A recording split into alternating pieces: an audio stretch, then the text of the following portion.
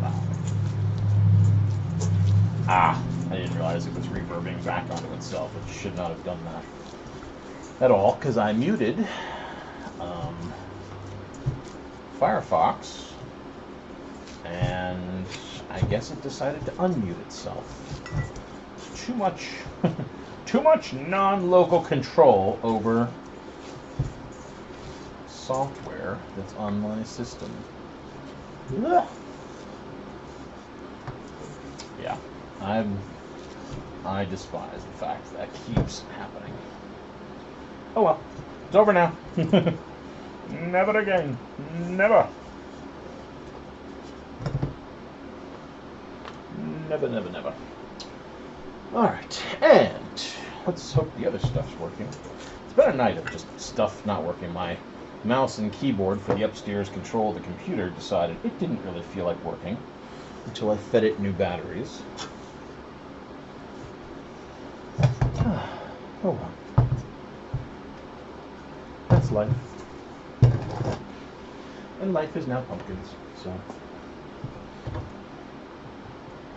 Okay.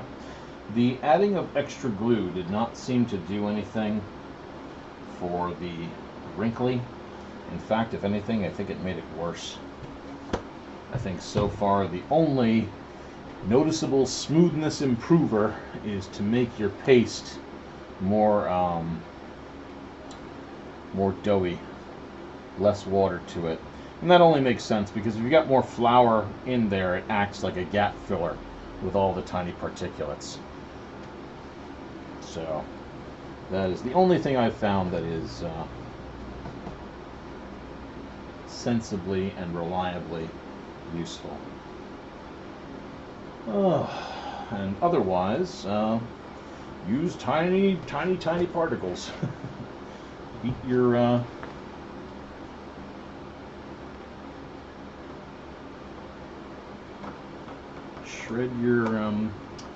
shred your cardboard fluff, or use toilet paper. The problem that the extra flour seems to have is it likes to crack a lot more. I mean, not a huge issue, but annoying.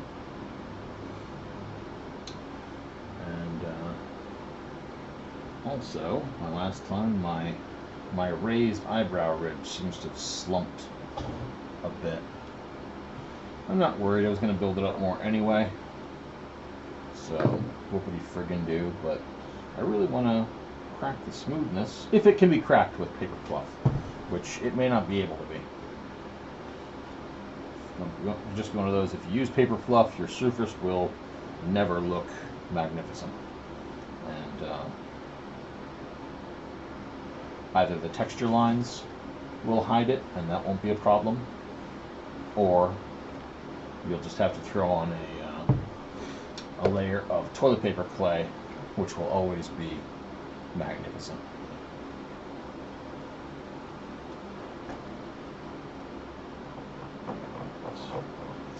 So let's get the camera ready.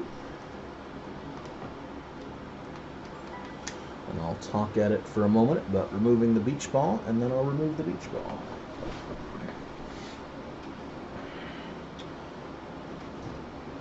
That'll also improve drying speeds, and I want to start a stem foundation for this thing too. Oh, dropsy's not fun. Not fun at all. Alright. Let's record.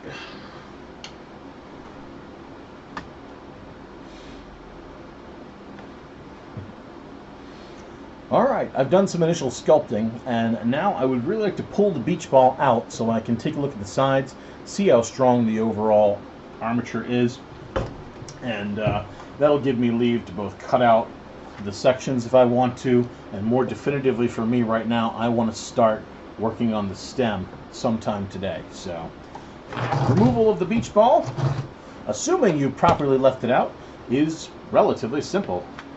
We just pop our lid and give the nozzle a squeeze, and it will start to deflate on the inside. If you push it back, you'll get a little bit more air gusting out. And if you press down on it from the inside with your fingers, that will also help to squidge out that air.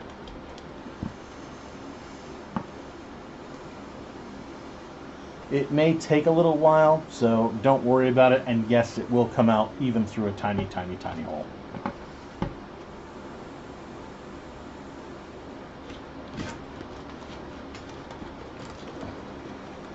If you give it a tug, you'll feel it separate from the sides.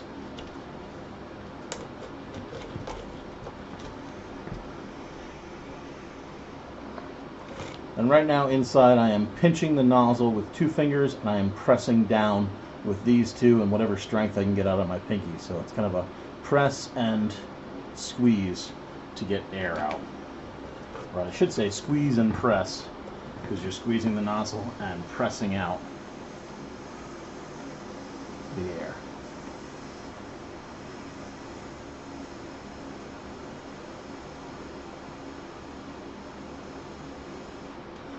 You want to make sure you don't press too hard, just because the last thing you want to do is grab that plastic, hook it, and rip it like a trash bag. So don't try to get too much air through at once.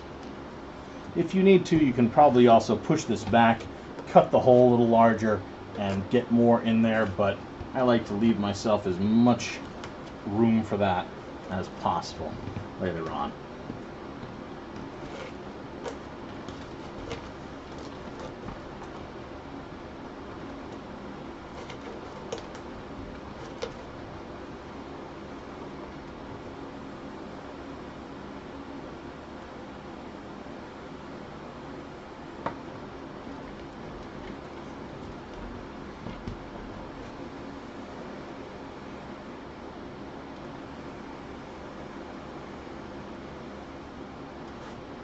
As more of the blag deflates inside, I like to gather up sections of it with kind of just a claw motion, so I have more pressure on the ball inside.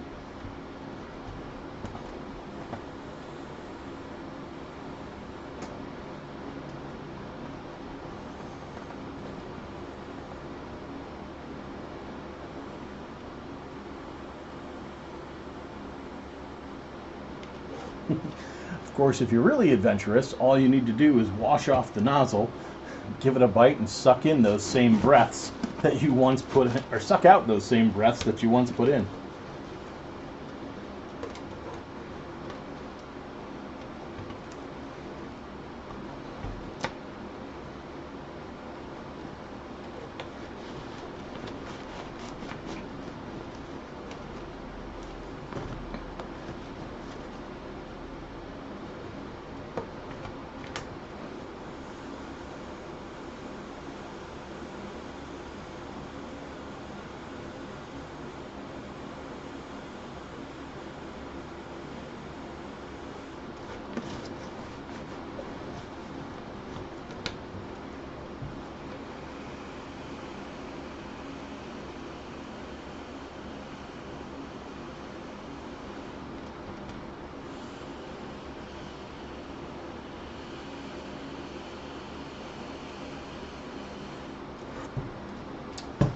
As more of the bag becomes deflated, it's easy to pull out a bunch and then keep this bit, press open the nozzle with one hand, and with your other hand press down on the bag inside and let the air out.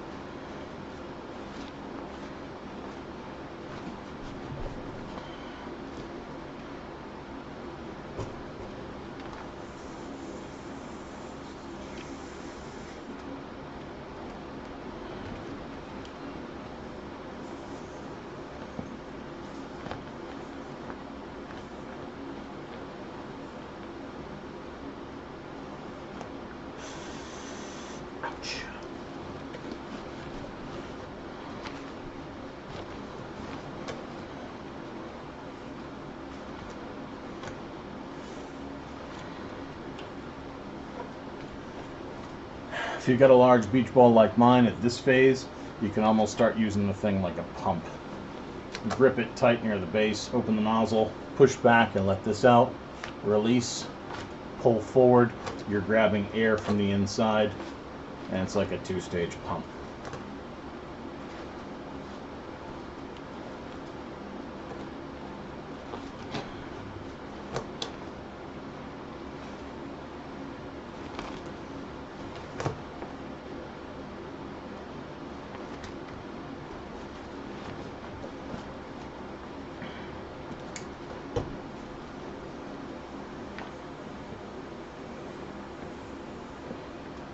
God, if only I could vacuum out. The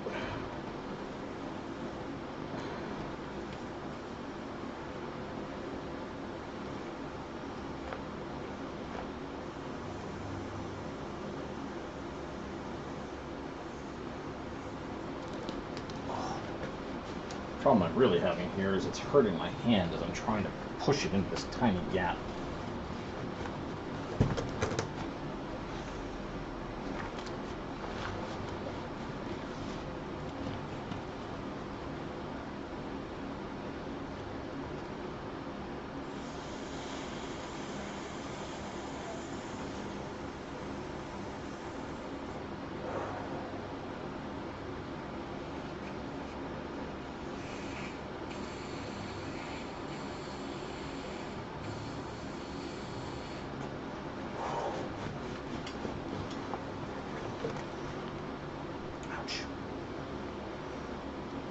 And now my hand is cramping. Lovely.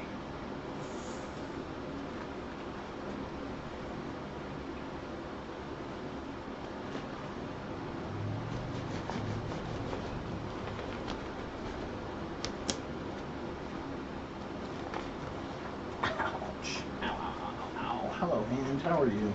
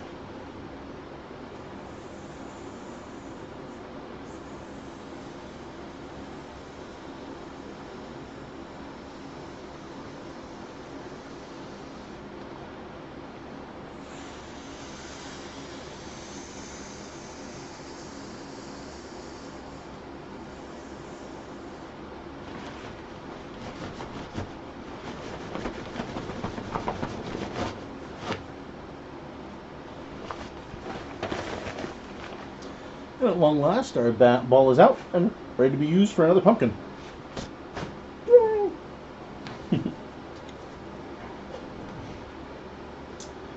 And on the inside, we have a beautiful, smooth texture with no lumps and bumps and other nastiness that caused the making of this video over the old stuffed trash bags. Ah, it's wonderful. Fantastic. At this point, you can go ahead and carve out bits if you feel like it. You do not have to wait till precisely this stage to pull the ball out, so long as you've got an outer coating of paper clay to hold the form up and become your pseudo armature as you're working on it. The ball can come out. Realistically, I don't like to pull it out before this stage just because I like knowing there's that internal structure there that will help hold things up should there be any kind of collapse or problem with the ball. I'm going to do a little bit more sculpting today though and have some more fun and hopefully start on the stem armature. Oh my god. You can do that, Chris. You can use witchwood as pumpkin guts, though it tends to look very woody unless you paint it extremely orange. It's usually a whole lot better to use. Well, I mean, you can also use paper towel, but my brain's a little mulched right now, unfortunately, after all that inhaling.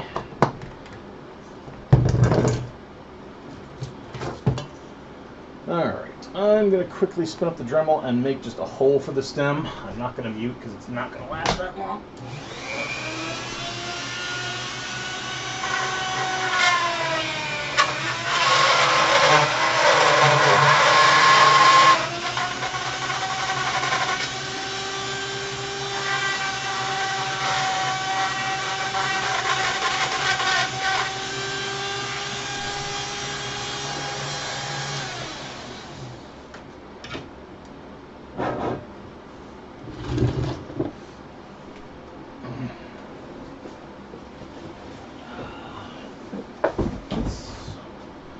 Not what I wanted. There it is.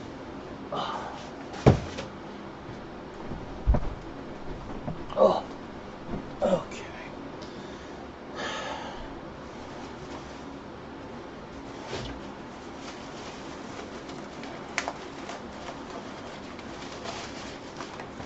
Whew. We're gonna stem first.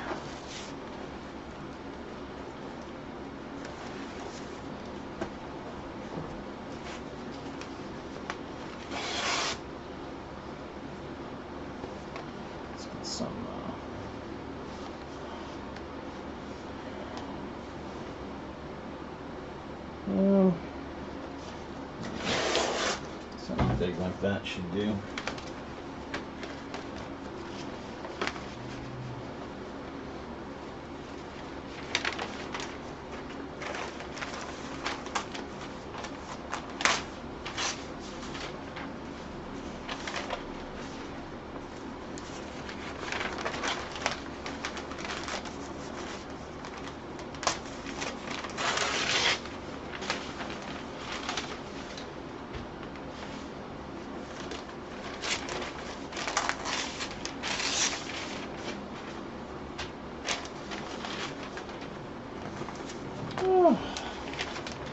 Hello, Dantes.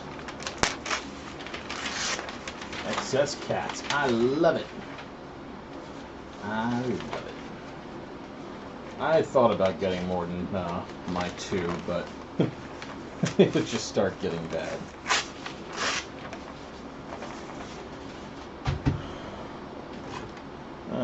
How long do I want the stem on this sucker?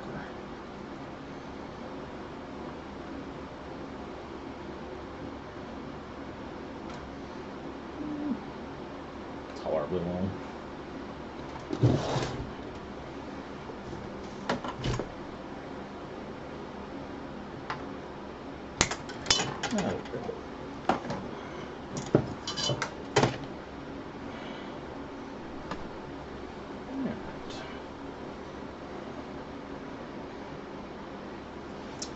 I've decided to start the stem just based on where I'm at in the project. To make the stem, you're going to want to pretty much follow the same guide as is in the old pumpkin tutorial, but I'll go over the main points briefly. You need a relatively small hole, about the size of a US dime.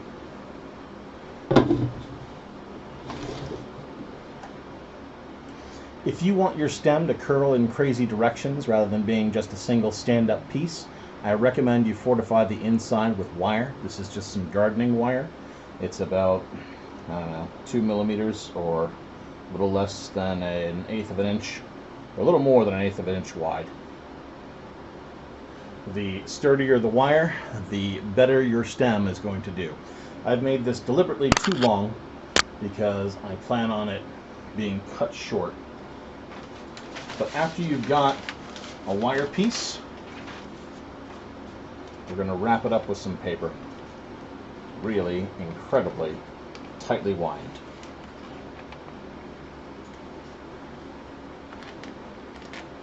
And if you don't plan on making crazy shapes, then you can just take paper and wind it into a tube, again, very tightly wound, to become the core of your stem. How you wind it really doesn't matter. I'm just using a bit of a diamond shape here so I get some coverage. And as soon as I hit the end of this, I'm going to masking tape it up.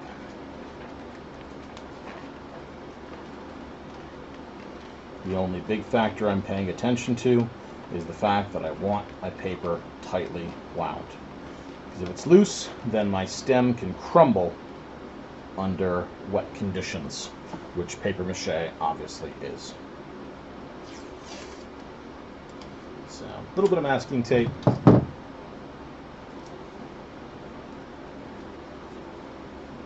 Lock that in place. I'll grab some more, and I just keep going from kind of a different spot. I'm only looking for tightness of wrap,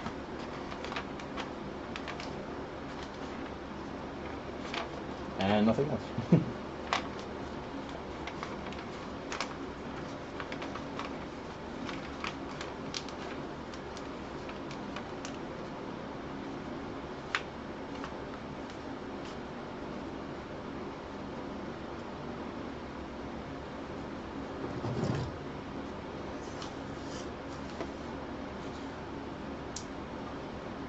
Don't tease. These are going to go out in my my Halloween display. That's about the only thing I ever do with my pumpkins.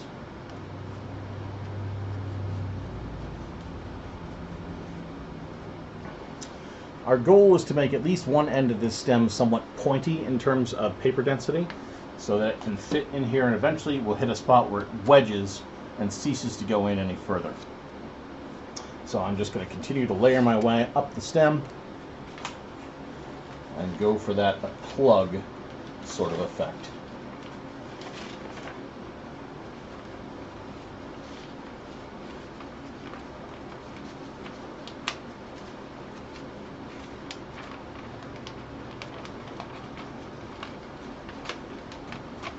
I actually wanted to use 14 gauge wire on it instead of this tiny garden wire, but realistically it's not going to be a huge issue.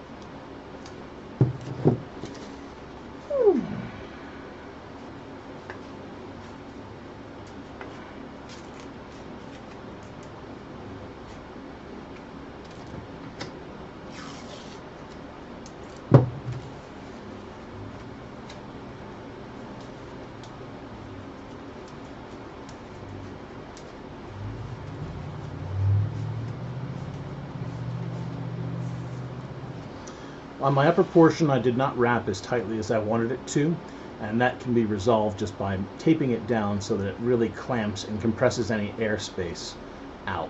You don't have to really hideously overdo it, but that's a solution if you get your wrap done and it really doesn't seem tight enough to you.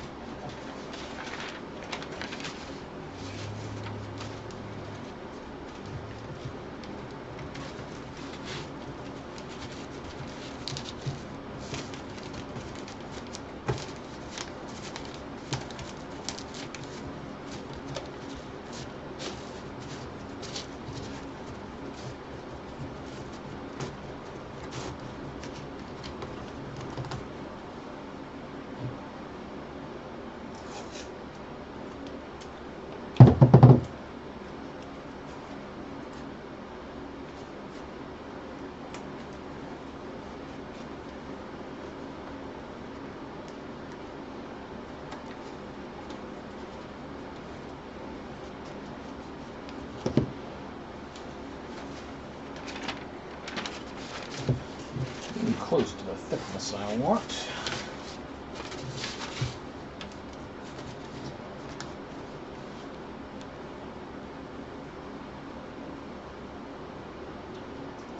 Scissors are in the other room.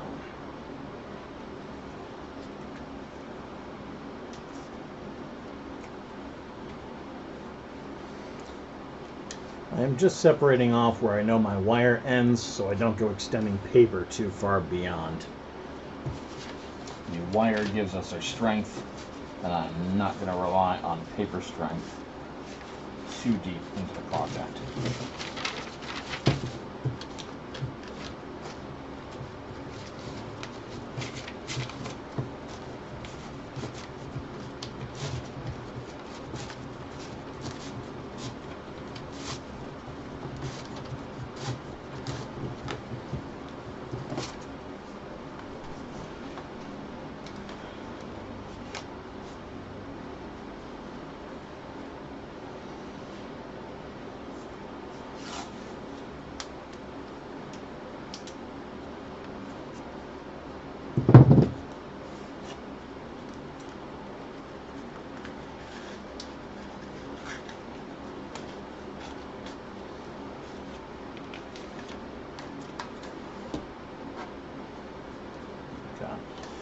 I've got a spot here where I've got a depth at which it's starting to drag onto that dime-sized hole I made. My wire stops there.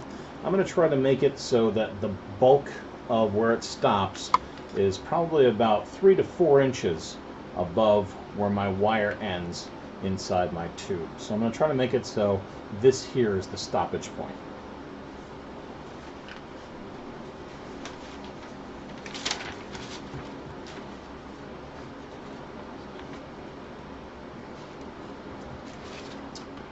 If you do this with kind of a diamond-sized sheet of paper, this is somewhat of a guarantee that'll happen because your spot upper and lower of your initial corner wrap point will be lighter, and obviously the spot on the midline will be the thickest point of the wrap.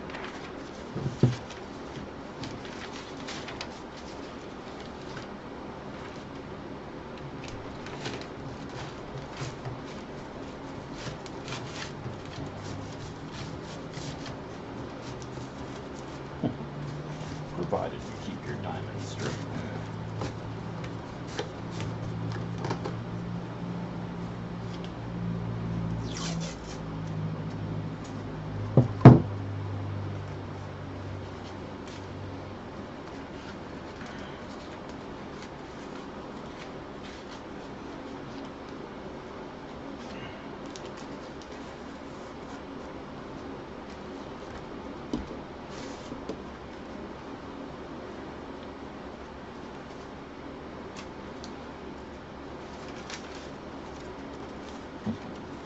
If you tear a little piece off the bottom like I just did, you can even rewrap that onto the spot where you want it to stick to make sure that area is the thickest.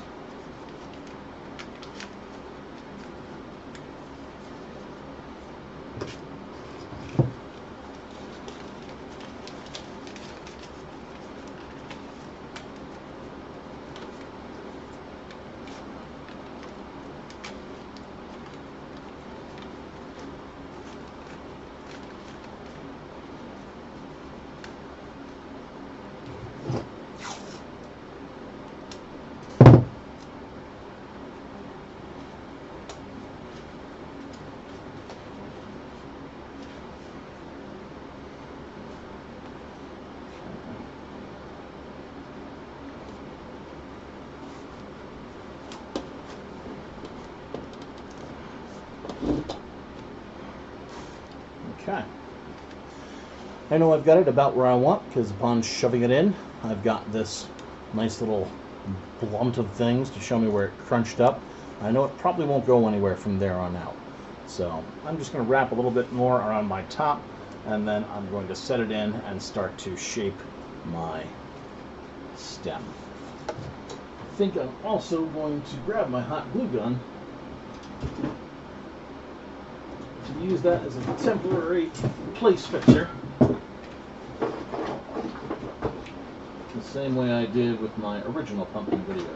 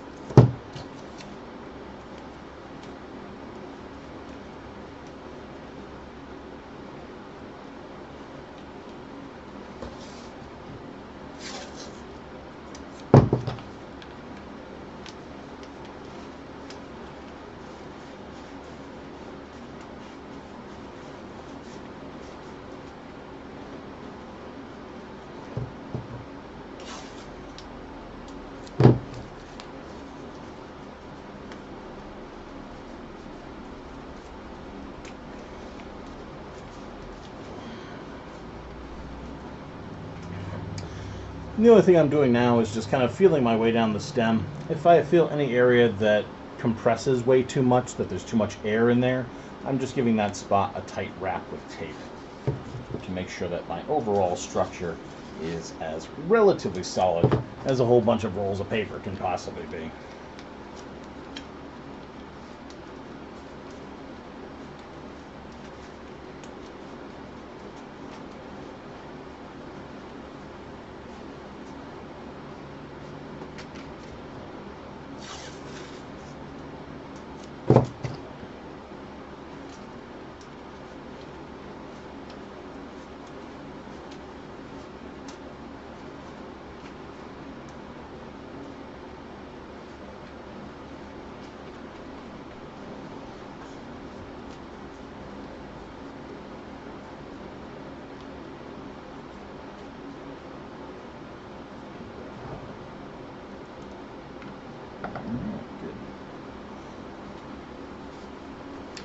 At this point, we have pretty much a stem foundation, or our own little magic pumpkin wizard wand, and we can get ready to set it. All we're going to do is just wedge the bottom in, get to that spot where it doesn't want to go any further, grab a hot glue gun and anchor it.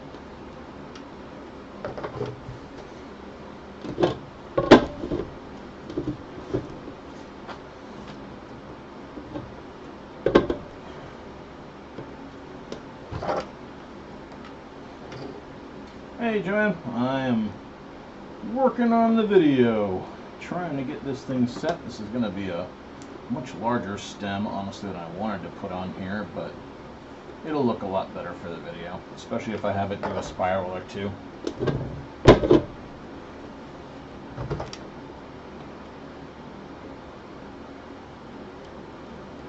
I like doing stems very simply because sometimes they get annoying.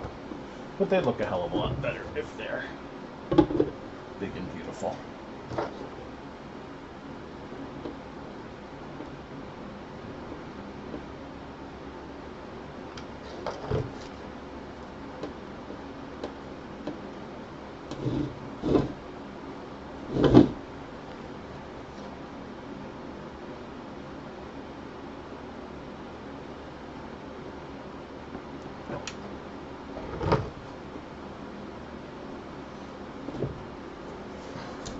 Make sure that as with all hot glue gun bindings, you're not just putting it at putting a line of glue at the base of where the two surfaces join. You want to give them kind of an L bracket out in every single direction, so you get lots of adhesion on the pumpkin and lots of adhesion up the stem for about an inch or so. That'll give you a much better bond. I'm going to give a second or three for that hot glue to cool down and become rigid, and then we'll look at bending the stem to a shape we like.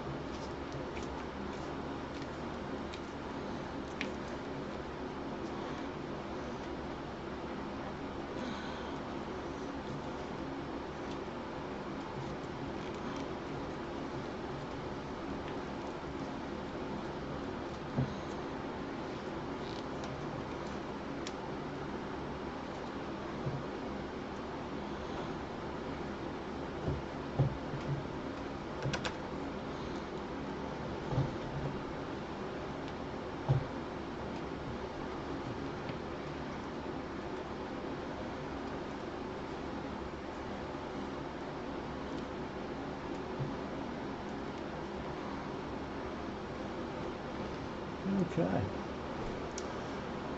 And you can bend the stem in any crazy direction you want. You can rotate the stem in any crazy direction you want. Bear in mind, if you rotate it after you just hot glued it like the idiot I am, you're going to have to add that hot glue again because it's going to tear through. Maybe you want to bend the hot glue into place before, or bend your stem into place before you hot glue it. I don't know. What do I know? I'm just making the tutorial. Don't make these mistakes. We make the mistakes so you don't have to.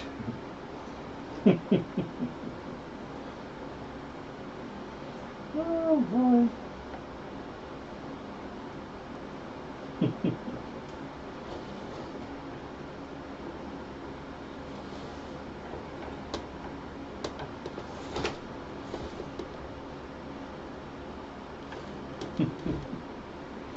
Oh, I can't believe I did that. No, I absolutely can't believe I did that. Just have to make sure that when I make the tutorial, I edit in a sad trombone sound.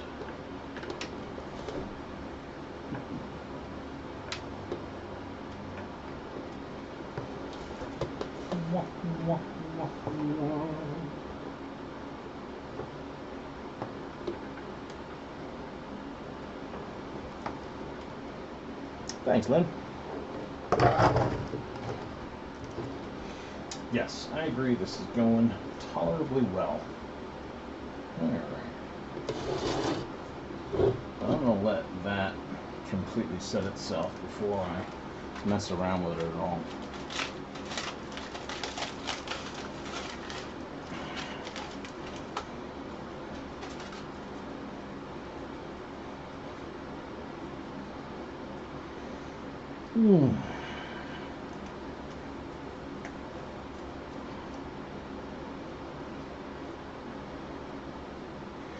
Today, my trick with the clay has been to blend it a little bit longer than I normally do. And we'll see if that gives us any stuff. Yeah, that might work too, Ross. That may very well work.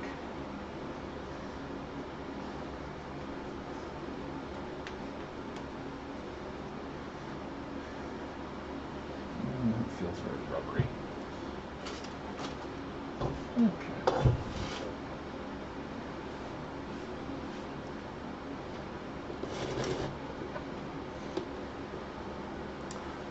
I'm going to let that hot glue get a heck of a lot more sturdy before I start screwing around with it again. Because if I start bending this stem to adjust anymore while it's in that current state, it'll just tear. So I'm going to do a little bit more sculpt work while I wait for that to do its thing and really become actually hard.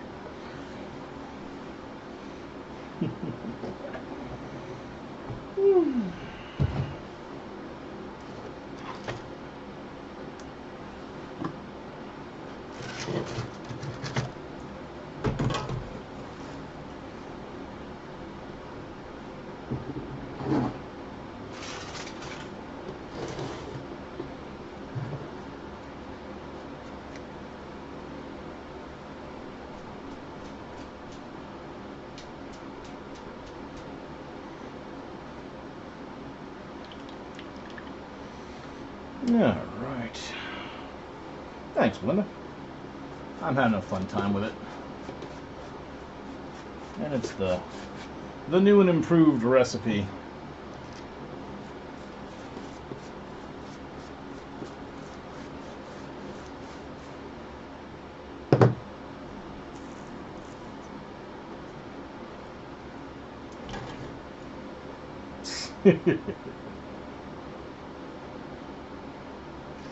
Yes, make sure your stem is rigid. Very, very rigid.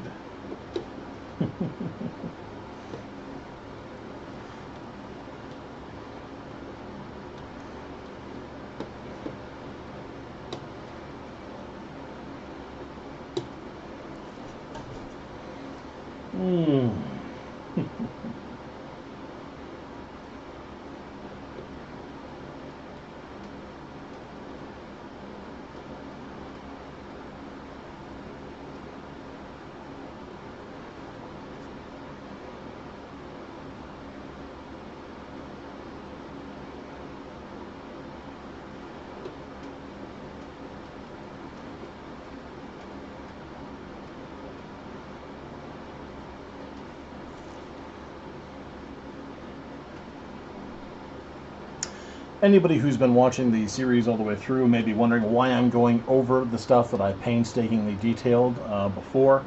That's just because as I looked at the pumpkin again, I wanted these brows to be bigger and more present. Consequently, I knew I might have to go over that, and this initial layer here is just becoming a foundation block that I can build on. So that is why I am going over work that it looks like I've already done before, when in fact that's exactly what's happening, because I like it better with a larger brow. I want it to be completely done. So little changes on the fly happen. Don't be afraid to make them, even if it means going over something that you previously thought was complete.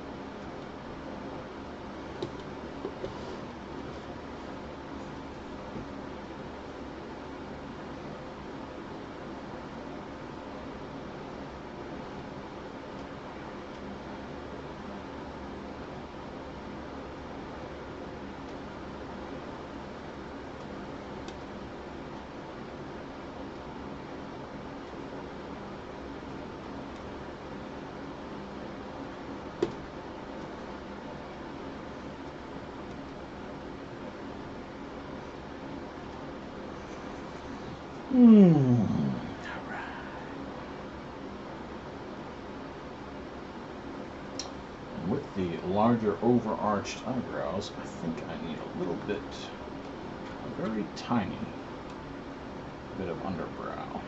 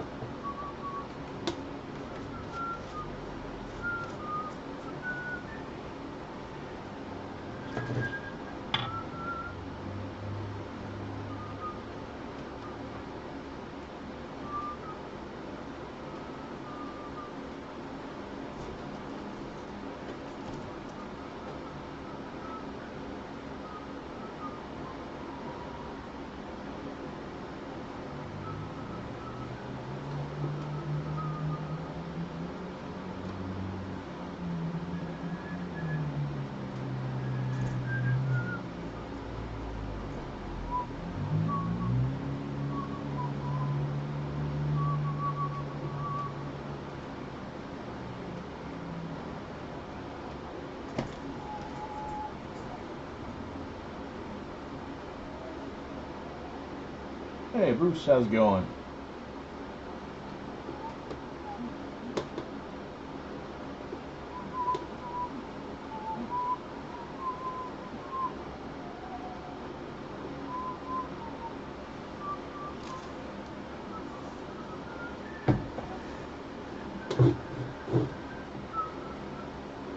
Yeah, he's got a pretty tolerable little snarl on him.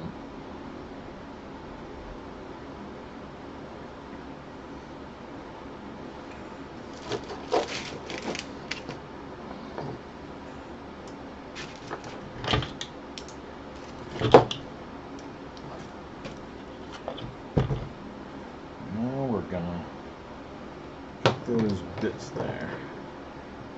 Nice. I'm gonna mix these two clays together. That other one's starting to dry out too much, and my other clay too wet, so.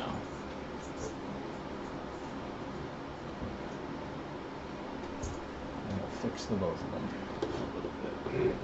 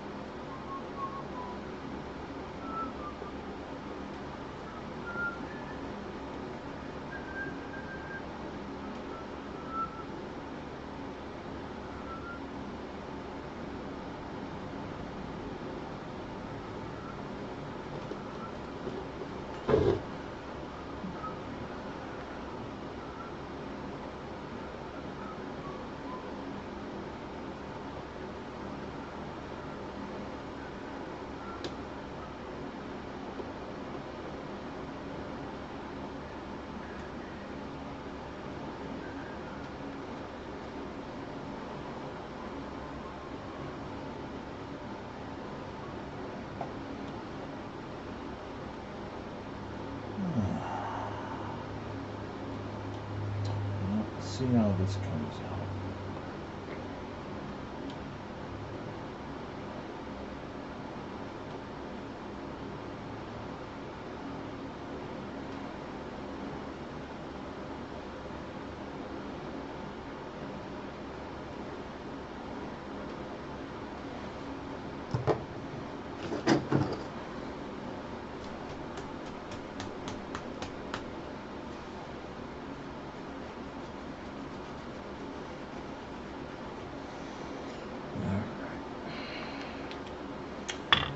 I'm also going to be a little bit cheeky here, and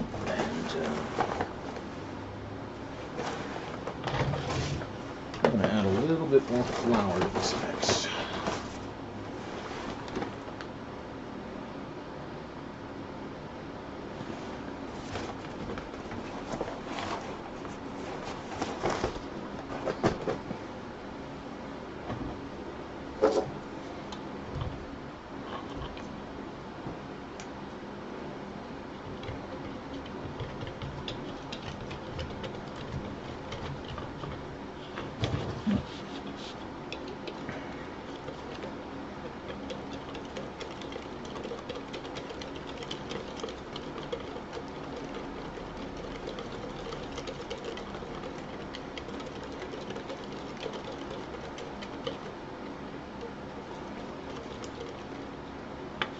Perhaps even a little bit too much flour to this mix.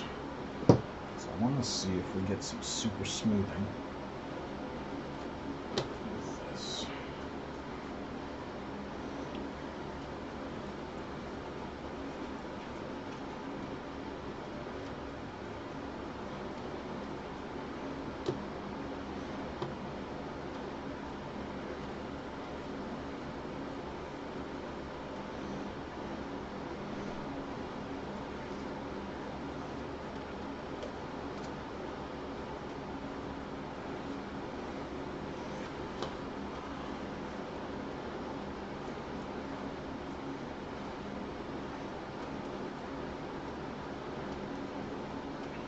This will be very interesting because the stuff I'm working with right now is like, we're just one step above being friggin' bread dough.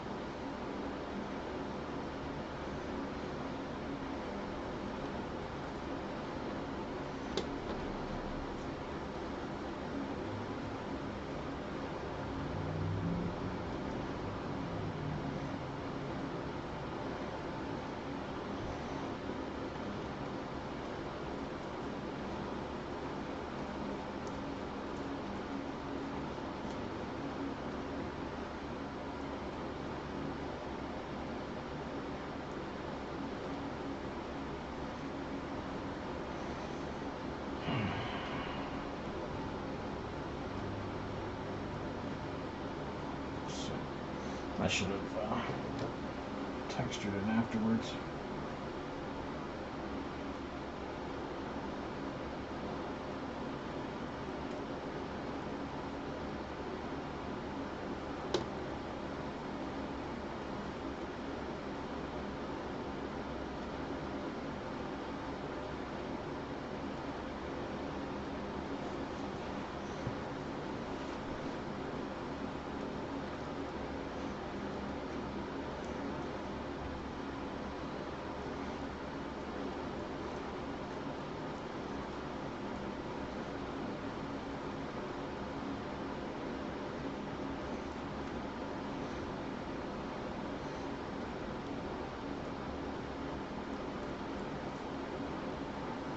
Okay. Hey, Patient V. How goes the world?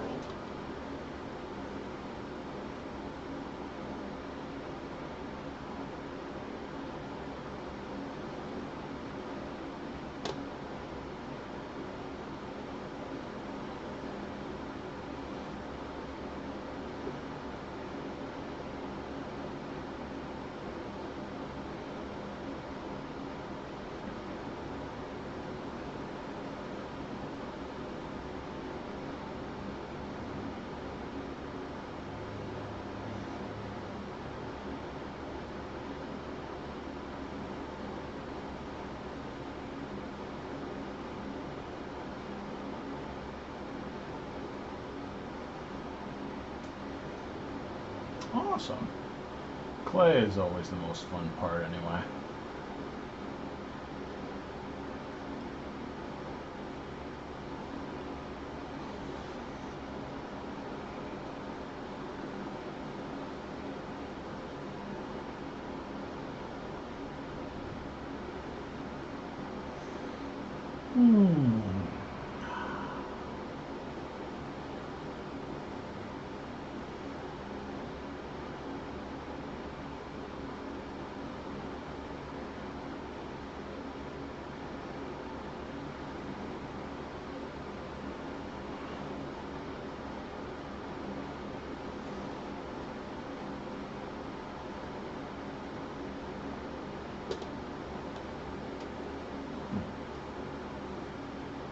I'd be interested to see how that comes out.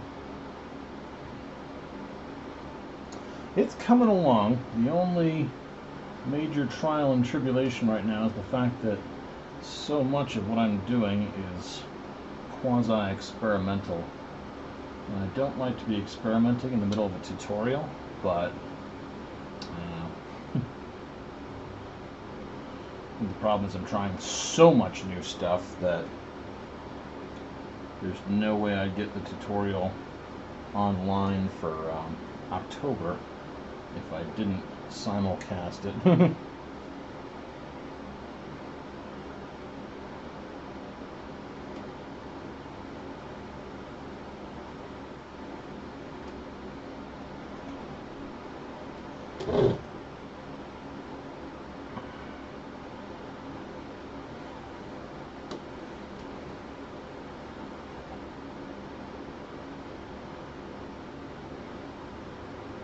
Nice.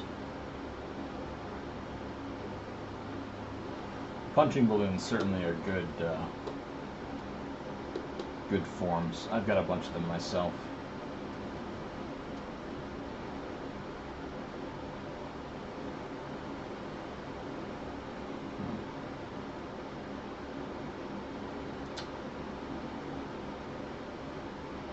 Those chunks.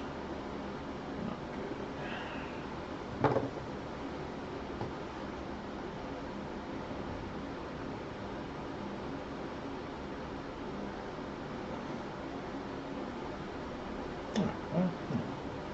Whatever.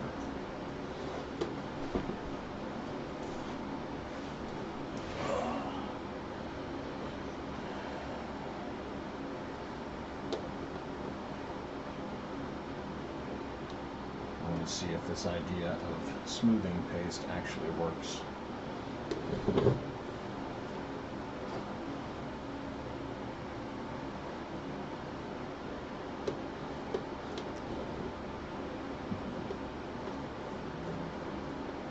I would agree. The only potential problem of balloons of any kind is their annoying tendency to burst inside the shell at inopportune times.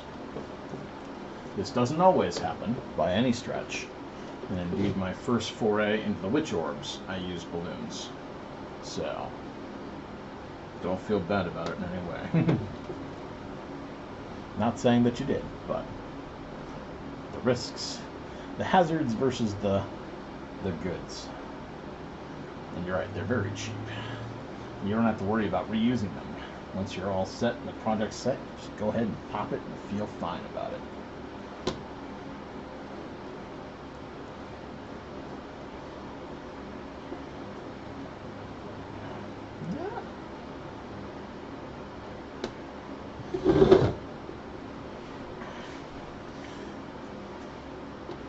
Wish I'd made my clay a little drier.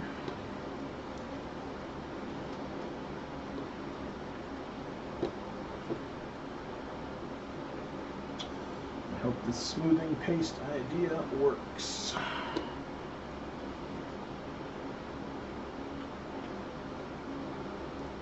Good. Yeah, give them a little bit of flex inside there.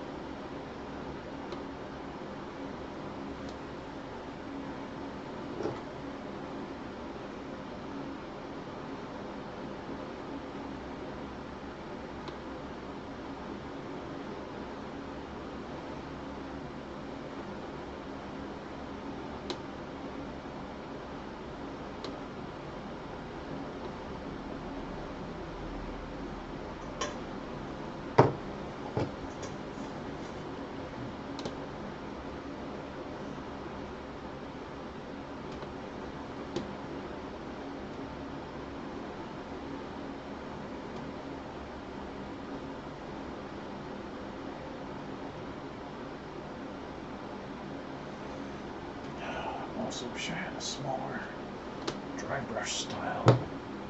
Expend a brush.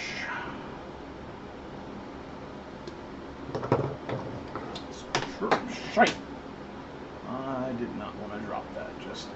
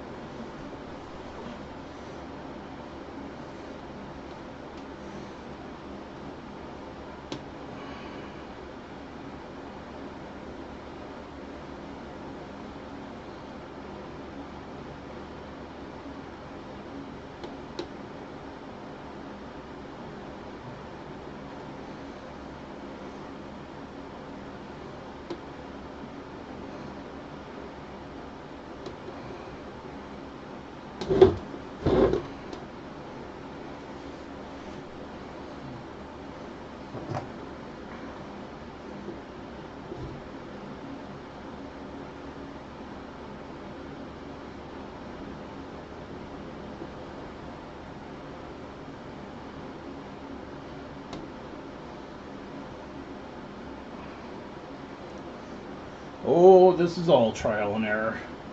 At the moment, we're getting a lot more error than I want, particularly for a tutorial.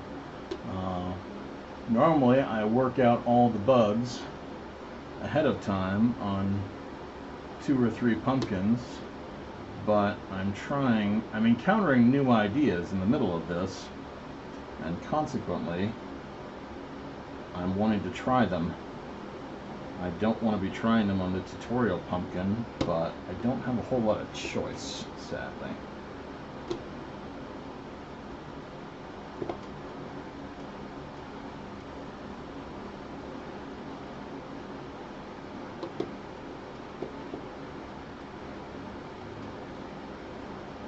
Tutorials should never be experimentations in a perfect world. Hello, Linda. How we doing?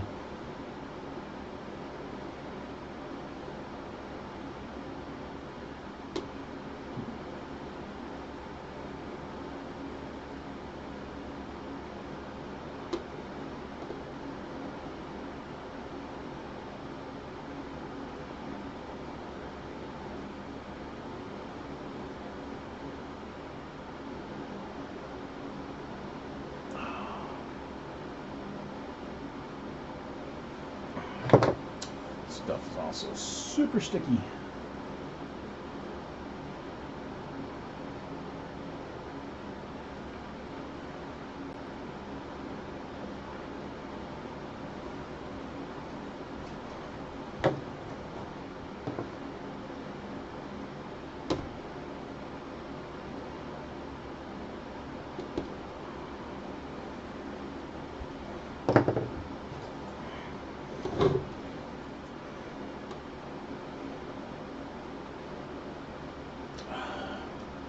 This brush just isn't cutting the mustard.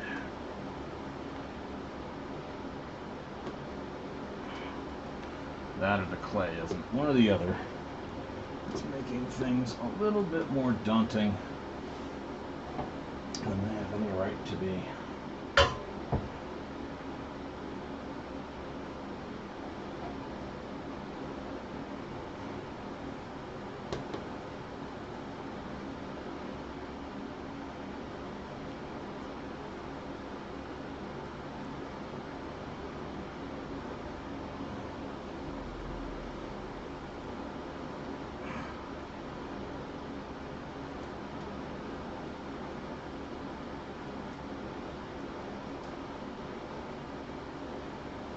Oh, Linda.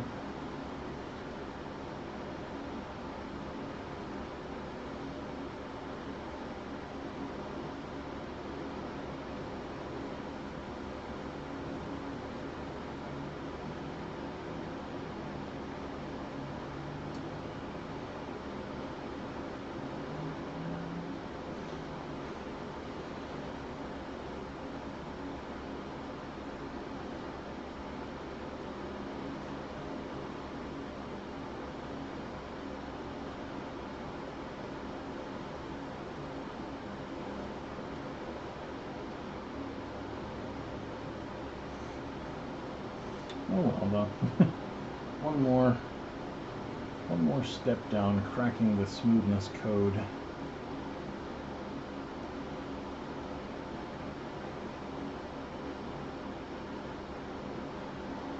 I really hope this works.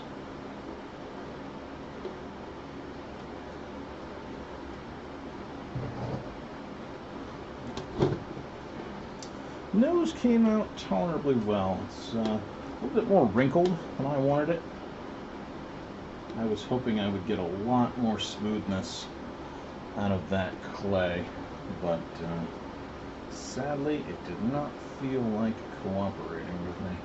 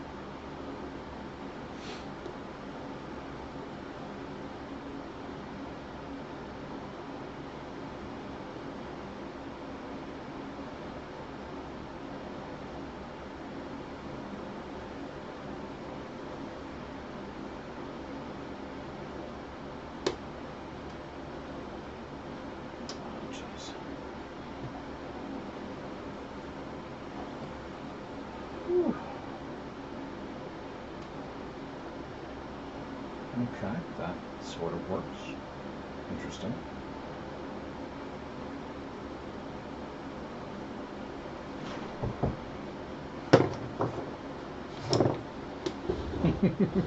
I'm a pumpkin cusser outer. Especially when they start doing things I don't want them to do.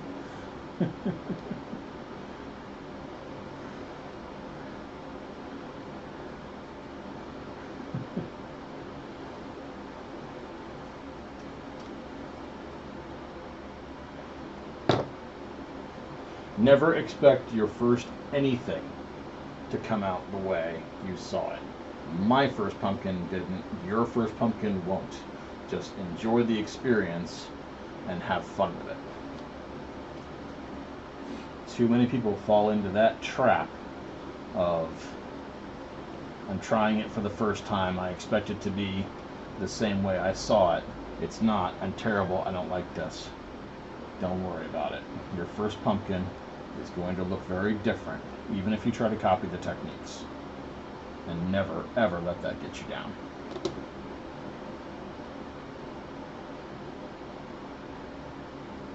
that's what I thought was going to happen.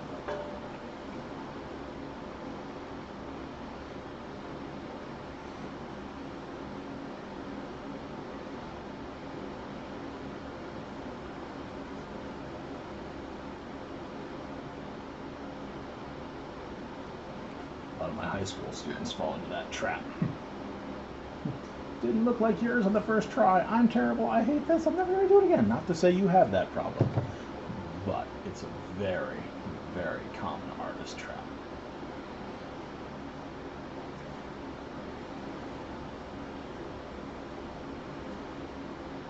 Yeah, you really can't. You will be able, no matter what, to be able to tell friends on Halloween night, wow, where'd you buy that? I made it. And watch their jaws hit the floor. And if you make more after that, it's only going to get better.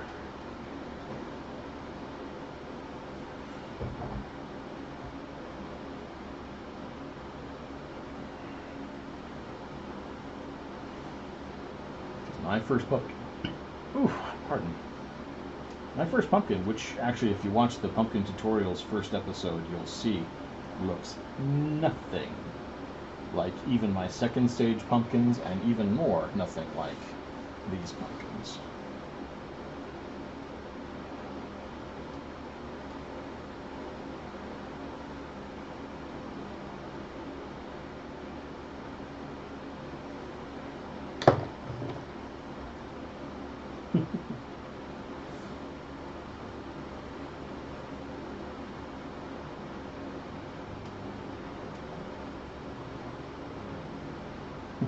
It's the song, Don't Stop Believing.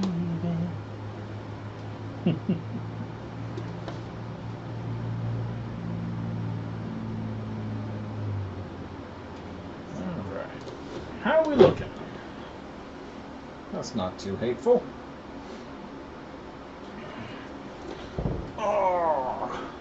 So here's some of the work on those eyes to make them a little bit bigger and more boisterous. Some of the techniques are in flux right now, but hopefully we'll be all set with them very soon.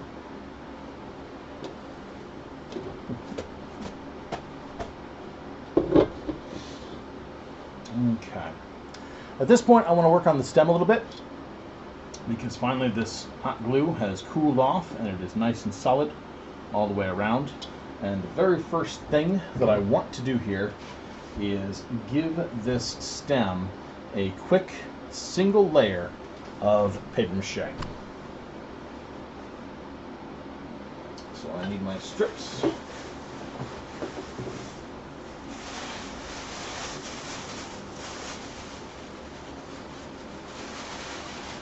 And as annoying as it is, the smaller your strips are on this, the easier they will go around, create whatever crazy twisted shape you may have made. So I am going to get myself some small strips.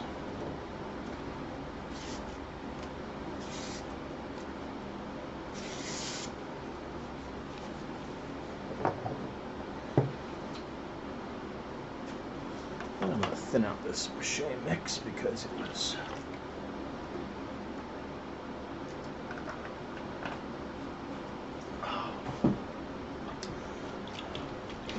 set for smoothing strength. And I have yet to see if that'll work, so we'll find out the next time we screw around with it. Yep, Linda put a really cool pumpkin out on there, and it's up for everybody to see.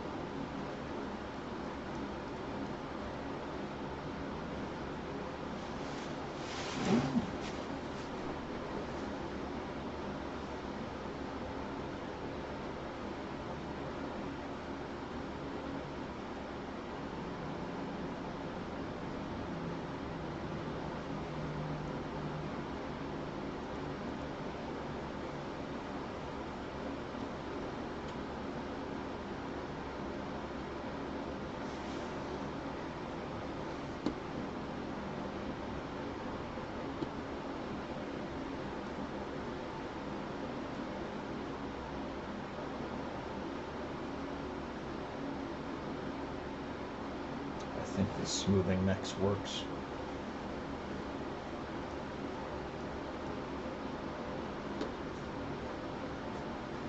We'll see when it truly dries.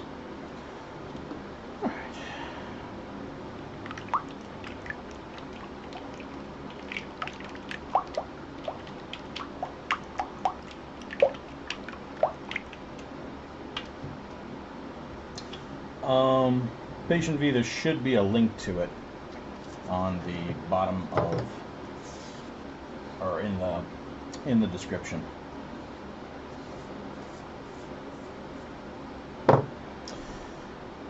When adding strips to the stem, you sometimes have to coat the entire side, as you don't have the luxury of painting over as you did on these nice longitudinal edges.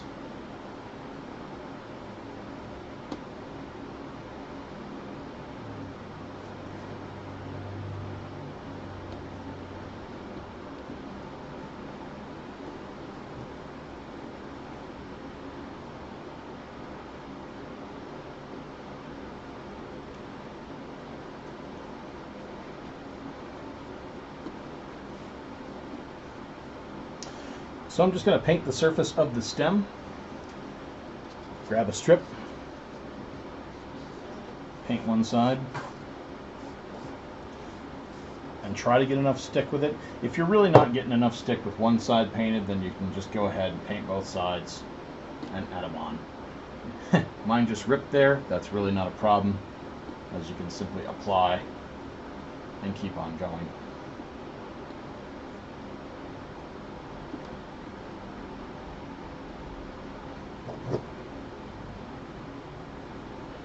And ideally what this is doing is giving us a more rigid shell to the outer edge of our stem.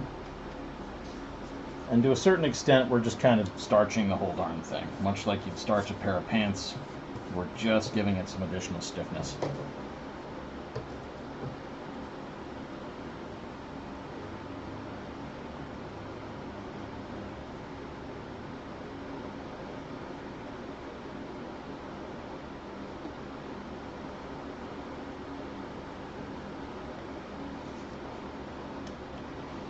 You may want to copy and paste the link, Patient V. Suffice to say, it's facebook.com/unhallowed.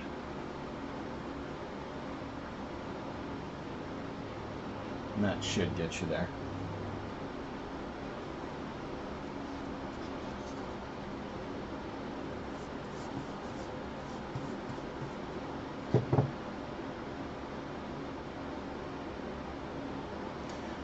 It does not matter which way around you go on the stem. We're just giving it an outer coating.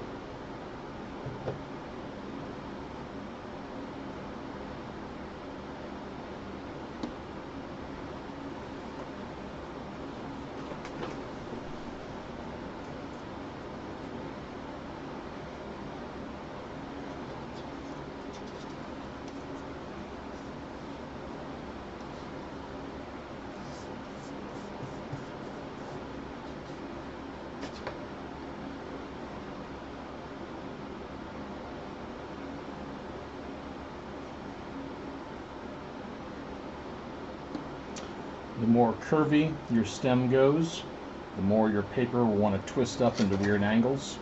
Don't worry about it too much, just try to flatten it down the best you can.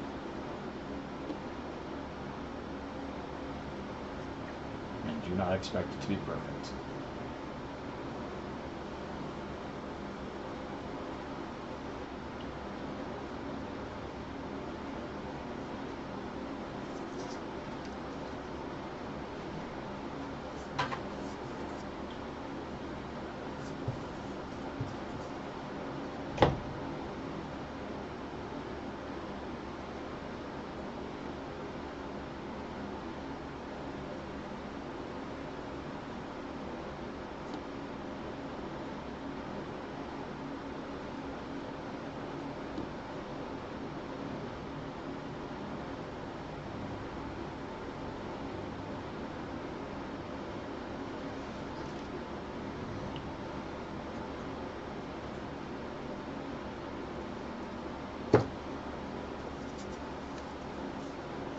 Another factor I should mention in stems is that if you have a very elaborate, very branched out stem, be aware that the more paper clay you put on it, the more weight it's going to have, and it has the ability to make your pumpkin top heavy, which can lead to tipping later unless you weight the base.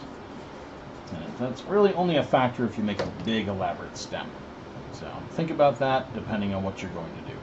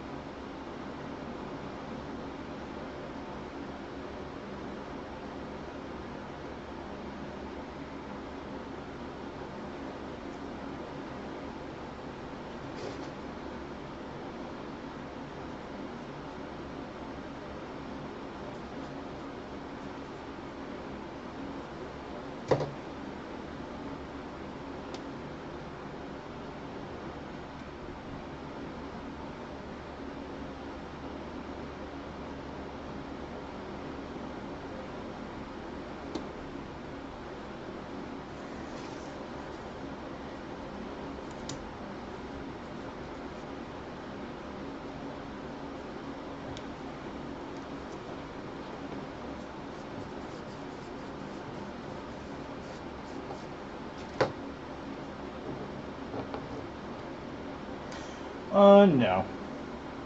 The stem is just because I was sculpting the top part and it seemed like an okay time to start it. With this pumpkin, I want it to be a lot more official on the stem because my other ones I've just been wadding up layers of paper clay, which is serviceable for a stem, but quite frankly crap for a stem. So this one I'm showing people the right way to do it on the tutorial.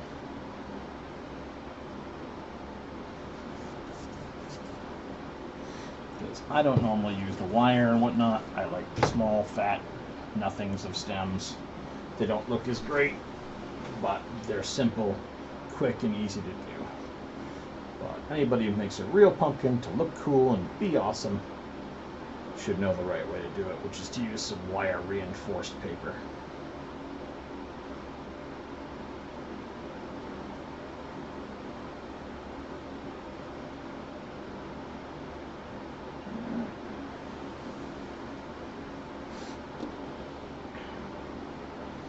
Alrighty. With the stem wrapped, you can go ahead and start claying, so long as you don't do it very thickly at first. This entire wrap is going to need to be able to dry, and that means the water is going to be able to seep out through your layer of paper clay. So don't go throwing a huge mountainous thick tree trunk of a stem on here and expect this not to start to rot.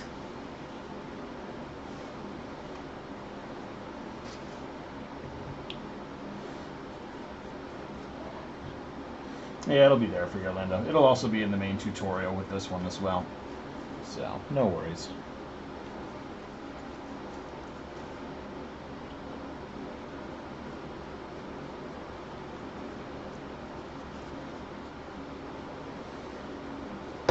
And as with the main pumpkin, it is sometimes useful to add a thin shell to the stem to give it a rigidity and a good armature before you go for any kind of special detailing on the stem.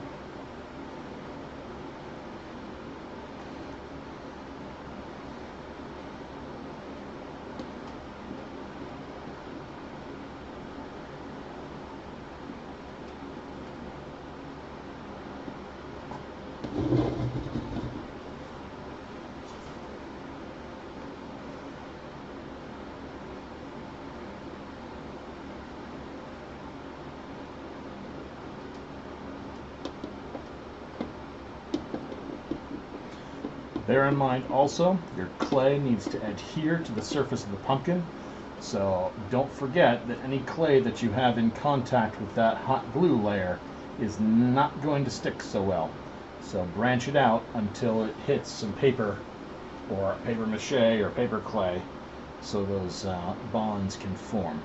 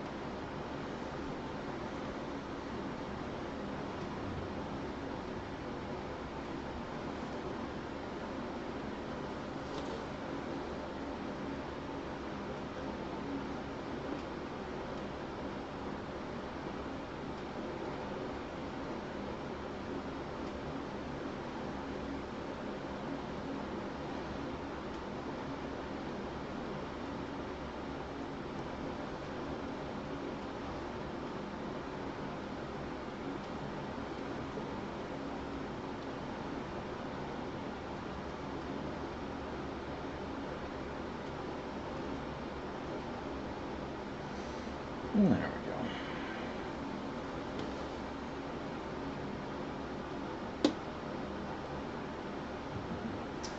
Adding paper clay to the underside is sometimes the more annoying phase of this, unless your pumpkin is straight up and down, in which case it's sometimes good to slap your layering on the underside first.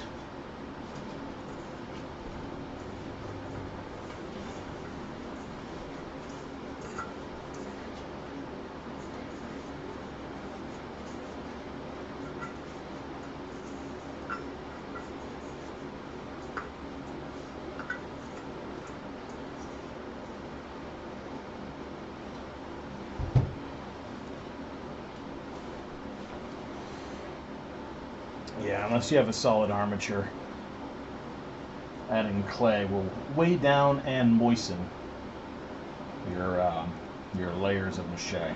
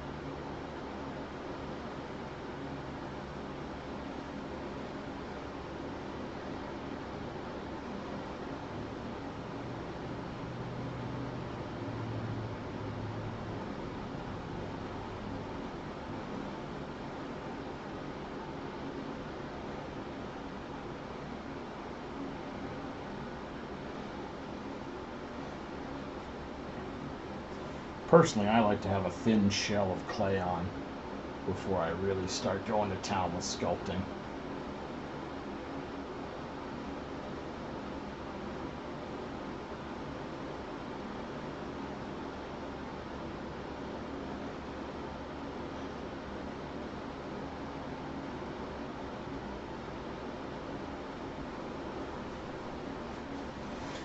Depending on how large your stem is, you may not want to take the clay all the way to the outermost edge, because as you add more and extend further out, the weight may start to shift your stem structure out of the artistic way you posed it.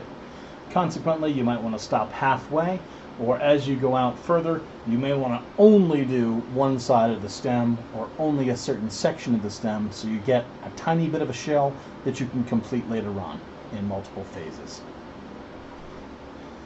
And that is what I think I am going to do as I get further out here. I am only going to add clay to the bottom of my stem.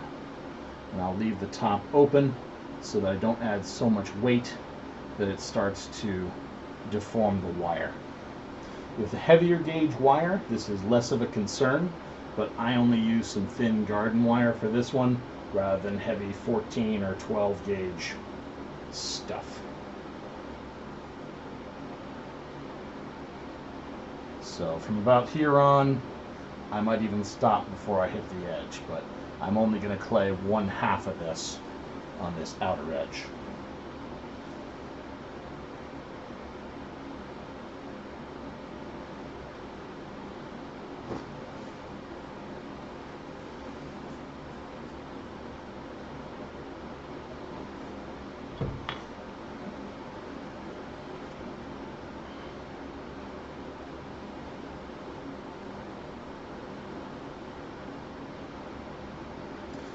And one of the sure signs that you're starting to get your weight off wobble is if you give this thing a tap and it really starts giving a big swing, you know that's probably about a time to stop, at least for that portion of the day's work. Towards the center here, though, I'm going to complete it because I have plenty of foundation strength.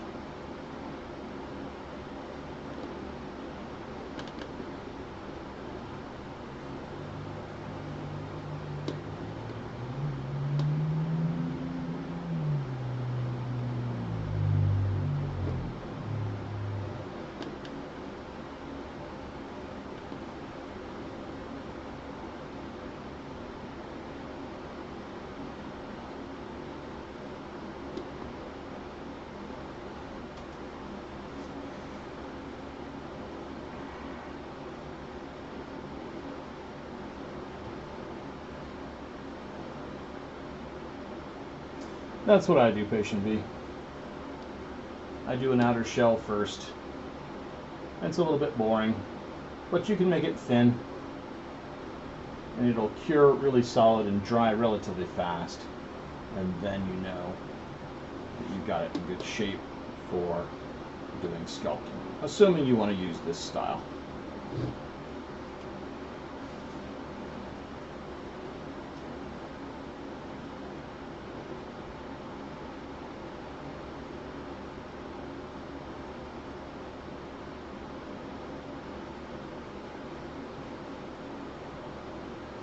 That's about as far as I want to go on that stem right now.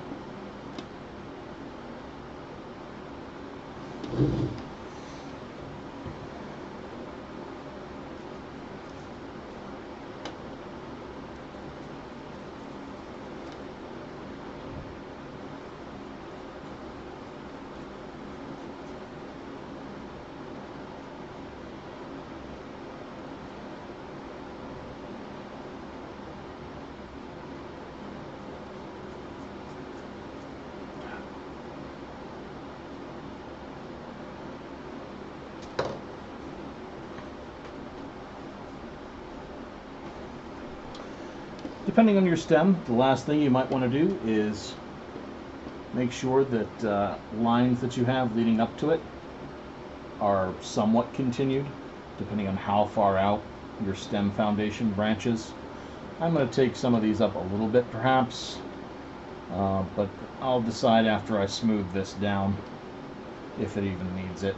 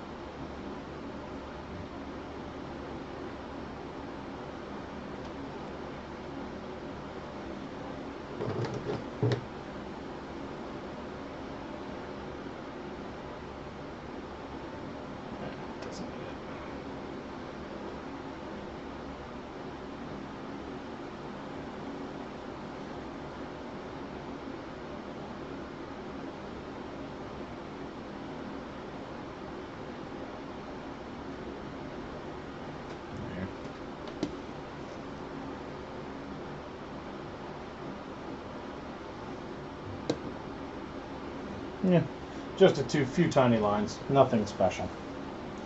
Good.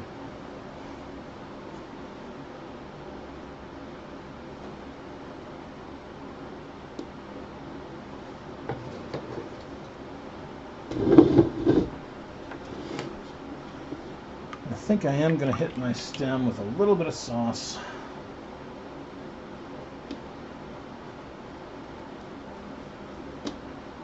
Normally I completely coat a stem, so this should not be necessary at all, but I've done it with this entire project so far, so it feels weird to not do some post-sculpt smoothing.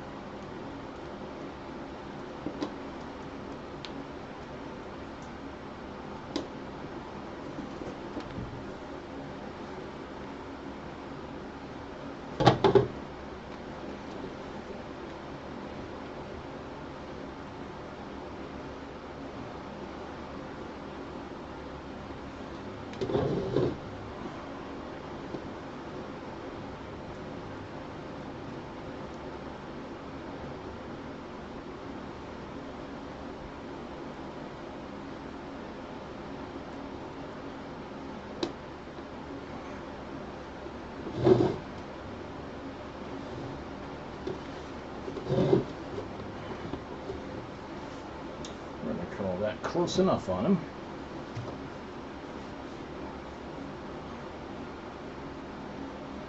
Alright.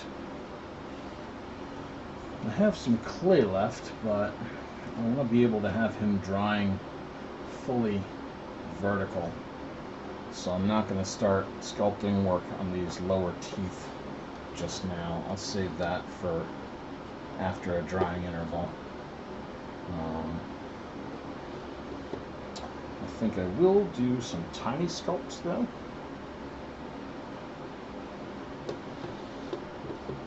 Let's give him a little bit more in the corner.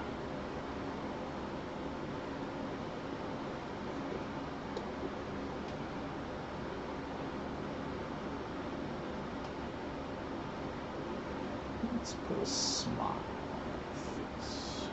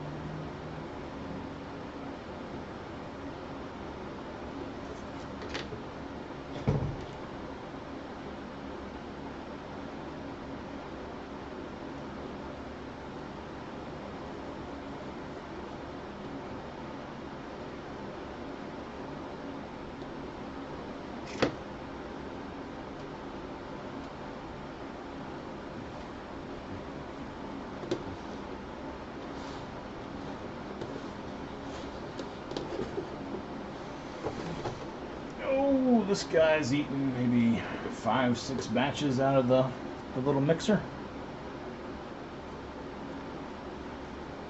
I would guess. When the tutorial's made, I'll be able to tell you. But I am not 100% sure.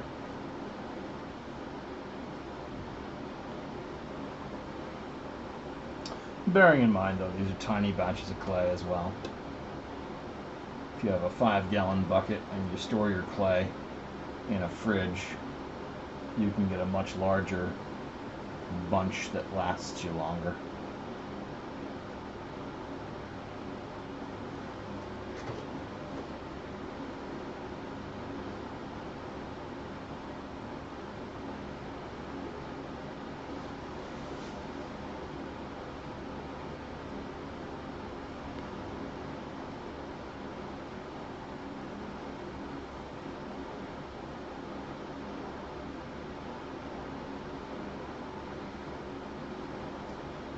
It kind of depends on the project.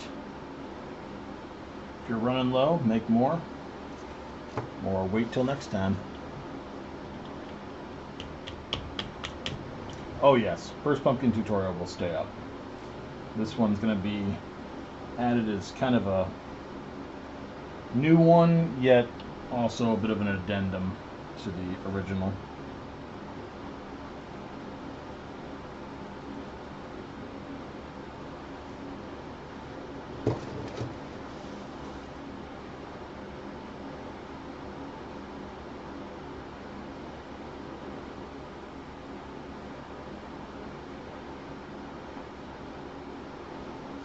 Cool. Hello, cat.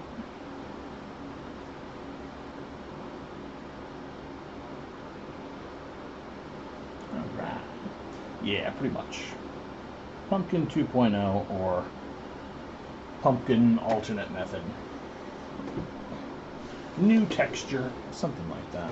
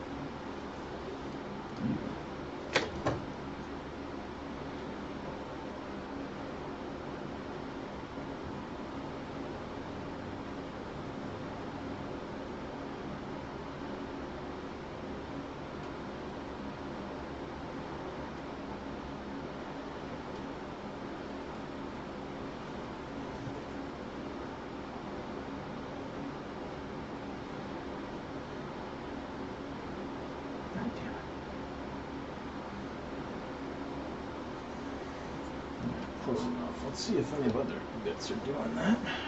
Ah! Touchy, touchy stuff that shouldn't be touchy touched.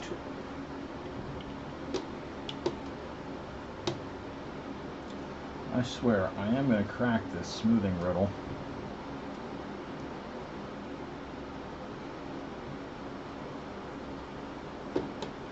I know one part of the riddle is just use toilet paper and you'll be fine no matter what, but still.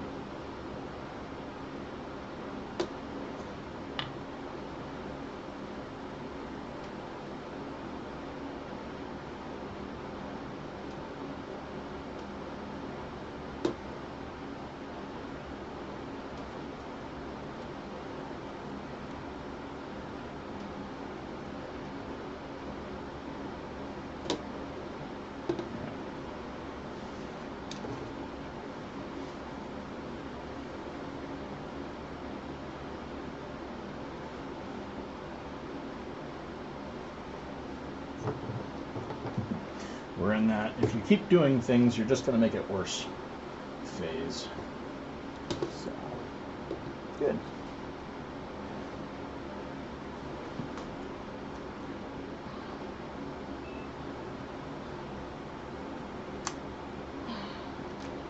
Alright, that's all the tutorial pumpkin stuff we're going to do for today. Apart from little touch-ups to make it worse. Let's make it worse. Find a problem, make it worse. Find a problem, make it worse. Alright.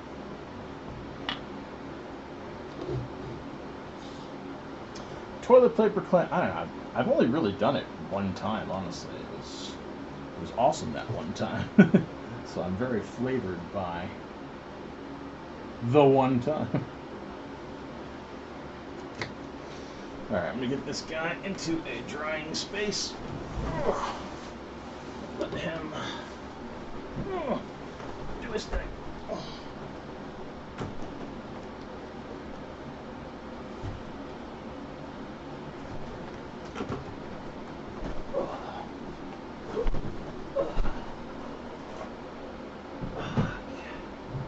Very careful, very careful.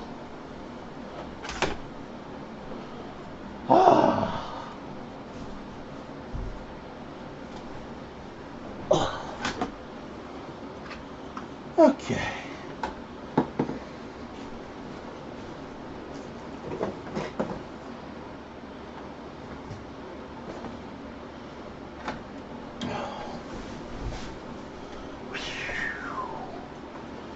Now we can use the rest of the clay on the other pumpkins.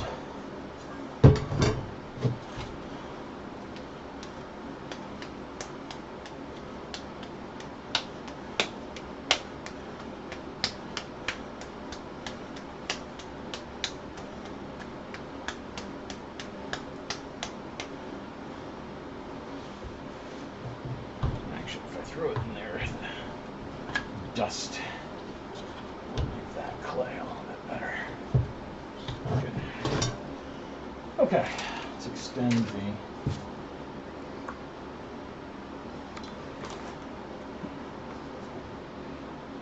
stems. Strips back. Don't need to do a proper stem until I do another tutorial. Yay!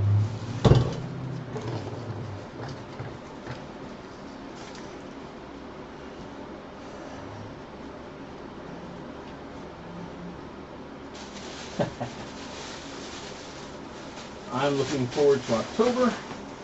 I should finally have enough of a paycheck at that point to go and hit a Spirit or Home Goods.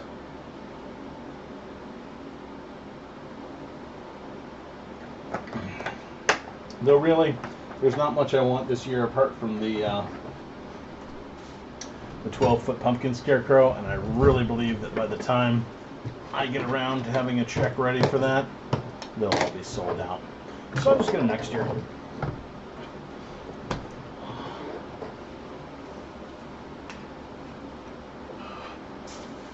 Because if they're selling like hotcakes every year, Home Depot is going to keep producing them.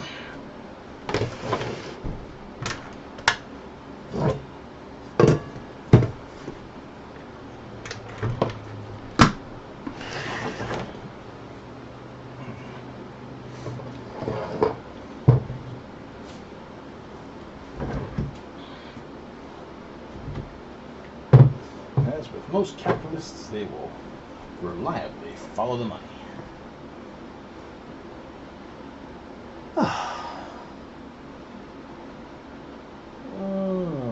Don't know if I'm going to go around these eyes.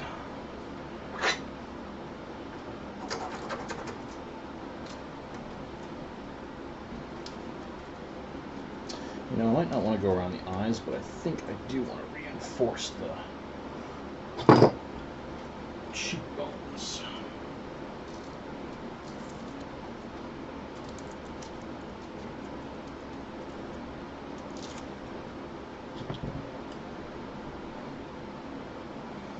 Certainly zero harm in doing that. Yeah, right now the scalpers are making out like bandits, screwing over the Halloween fans who wanted them but didn't have the cash at the time, or trying to get them late, which really pisses me off, as it would piss off anybody, really.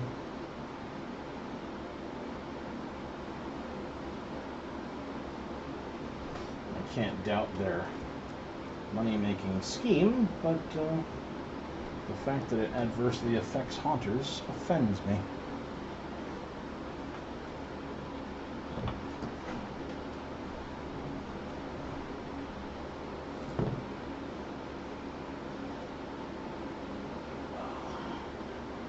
Oh, excellent.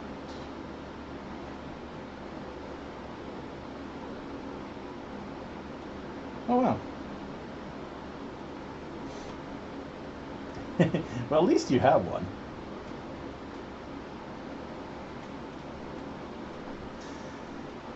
It's what, the Inferno pumpkin? If you type in 12-foot skeleton, you'll get the same result. The pumpkin is just the pumpkin take on the 12-foot skeleton prop from Home Depot.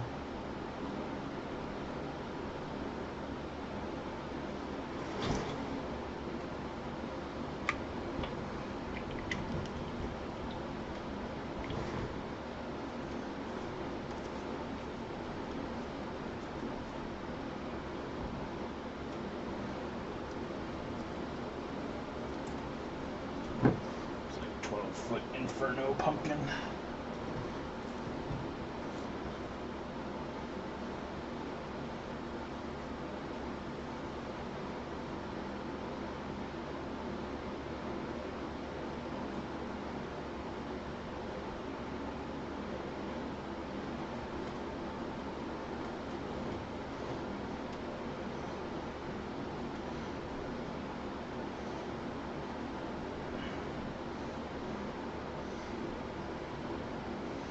Yep, they're nifty props.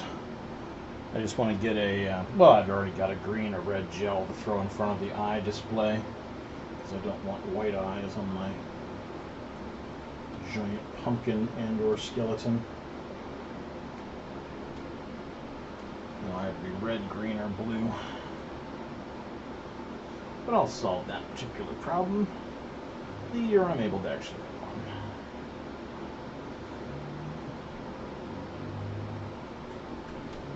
Which will hopefully be next year.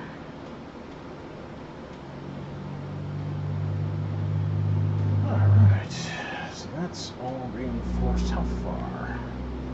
Should go a little farther into the nose on this side.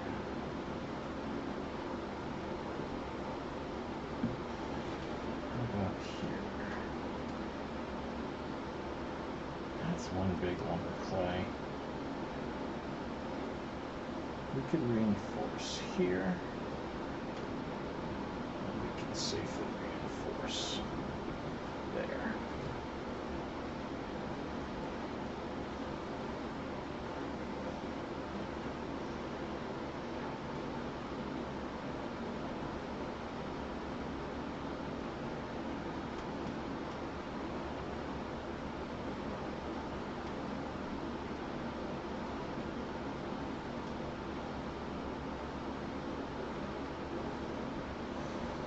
Hmm.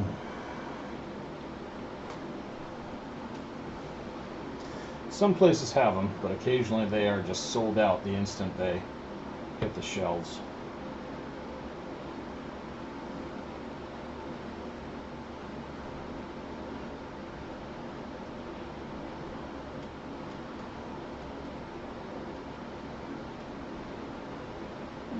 Good. Return reinforcement, and that's reinforced into your cheek spots.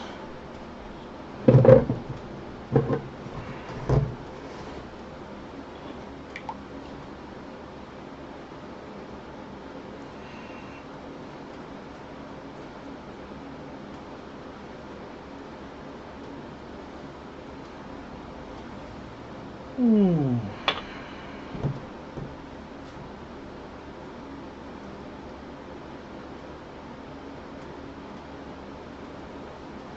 Gotcha.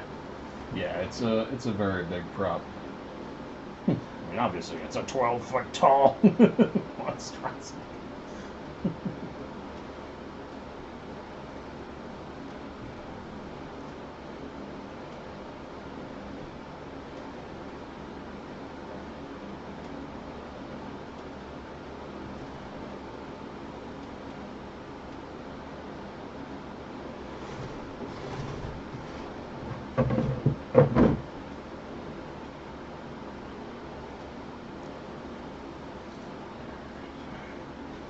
Yeah, he's starting to get to a point where there's not too much point in adding more.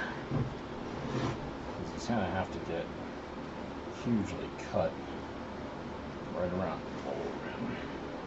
Speaking of which, I probably ought to twist this more forward to normalize the weight.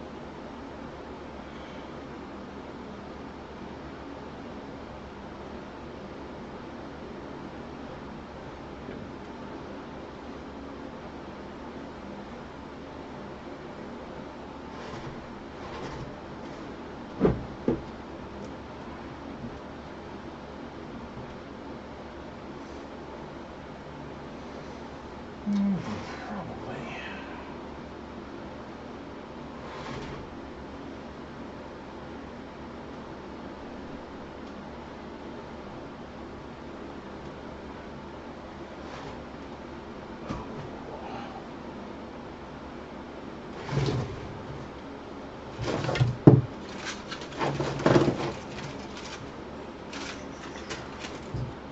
Here, Sharpie, Sharpie, Sharpie, Sharpie.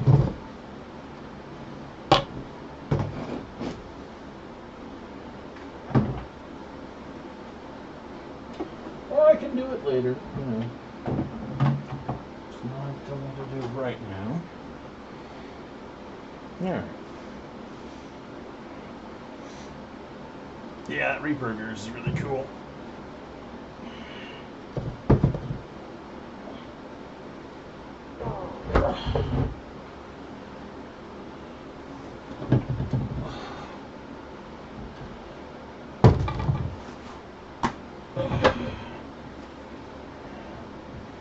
He's not really need so much of a cut.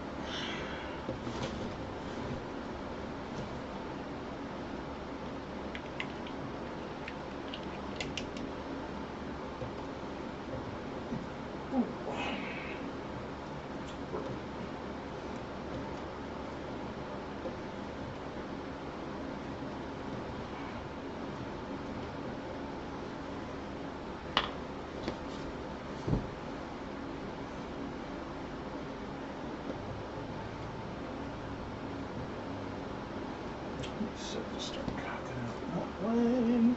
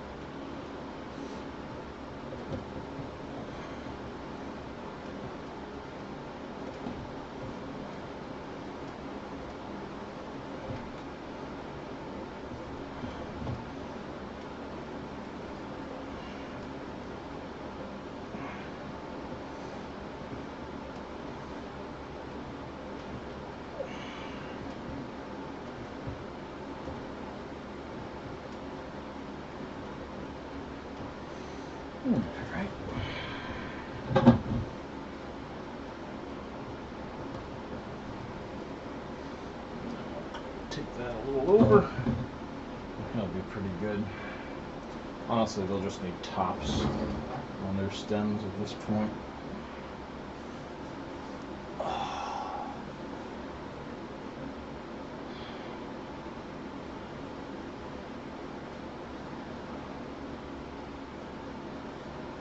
Nice.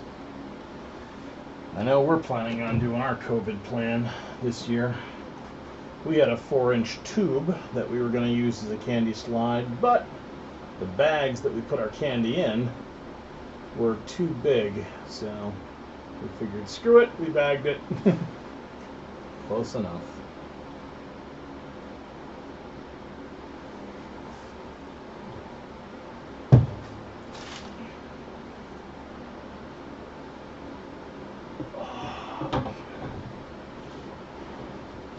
And a little clay left. That's fine.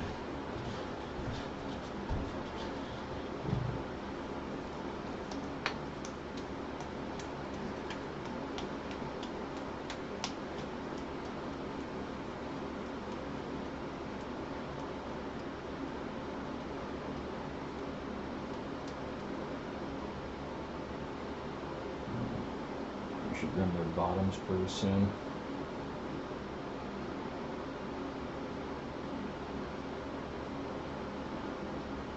Crazy Eyes won't need it so much. Skull Guy's going to need a big excise taken out of his bottom.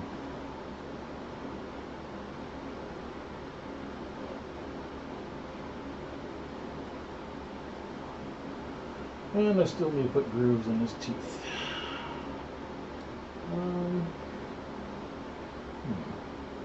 Maybe I can do that here.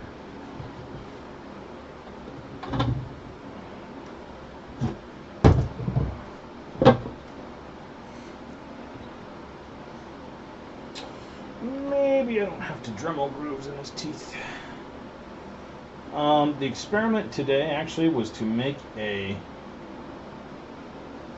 paste that was like one step away from being bread dough practically, and throw that on as a smoothing clay.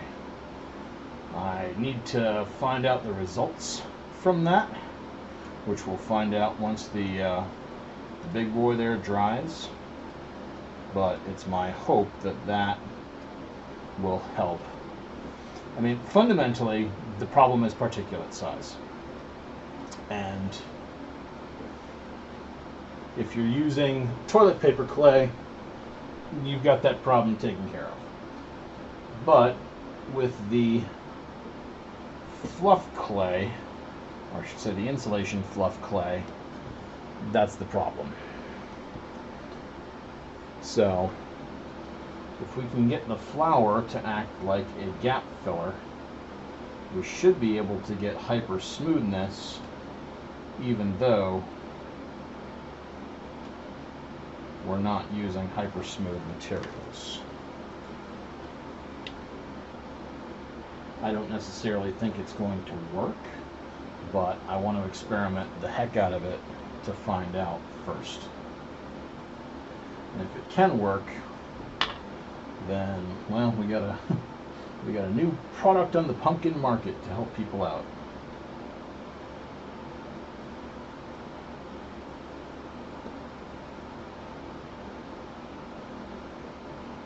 As it were.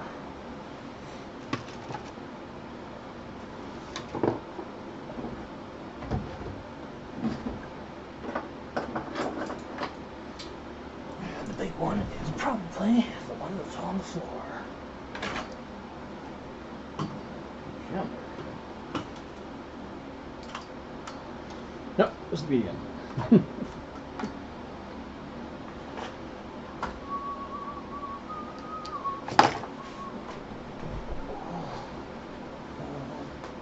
Unless I have a silicone bit that can work.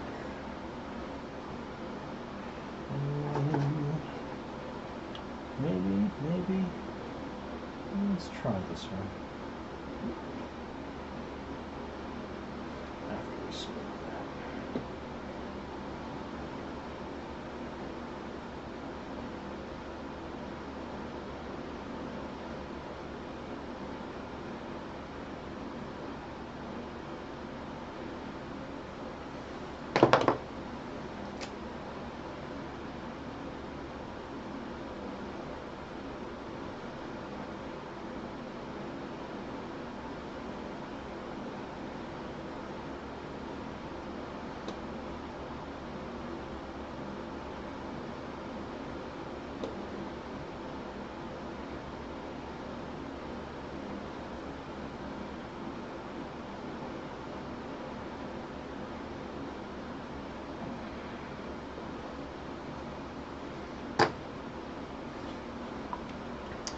Toilet paper breaks down in water into ultra fine paper particulates.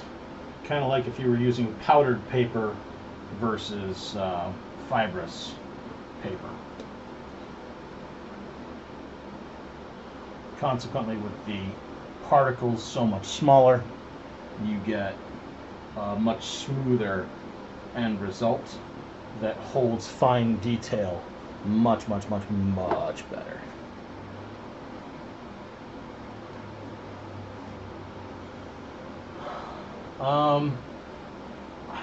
The linseed oil probably helps with both mold and just general preservation.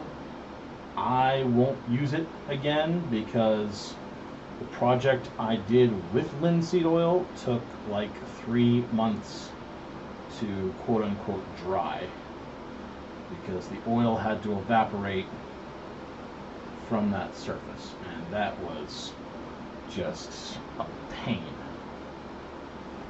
So I won't use linseed oil.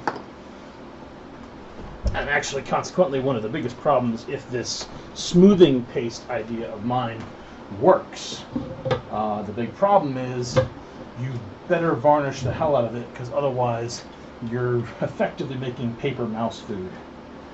And if you've got your pumpkins stored anywhere where there's going to be rodents, they are going to come running, because your paper will have a layer on the outside that is heavily floured. So that's a concern. Concern that I have.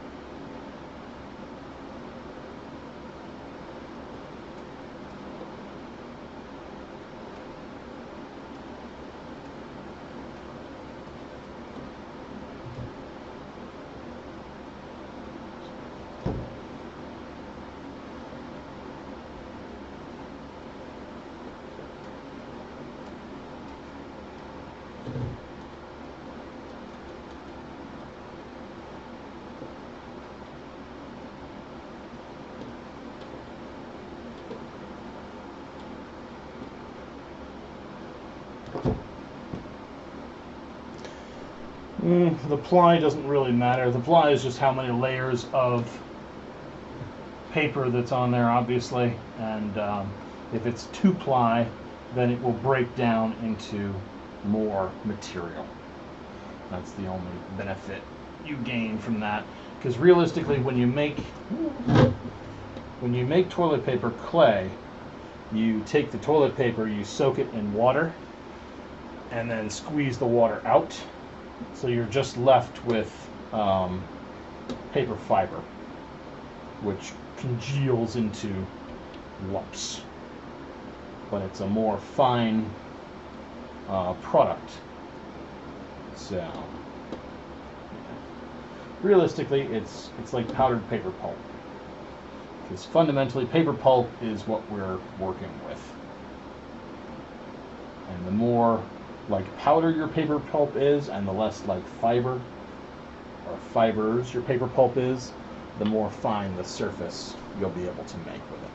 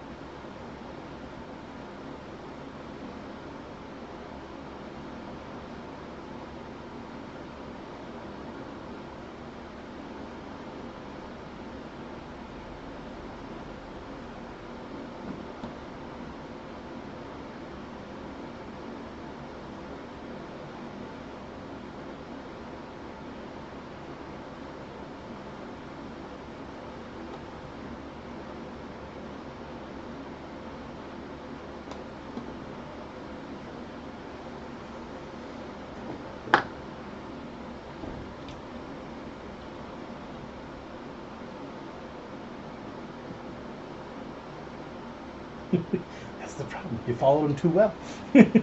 Make some mistakes next time, damn it.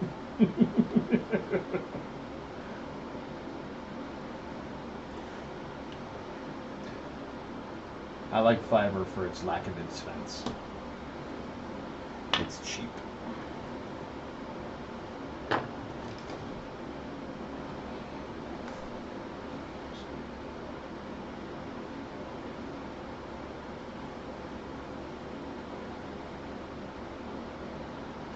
But it will always leave you with a rough surface. Unless you spend endless hours researching, trying to find a way to make Fiverr smooth.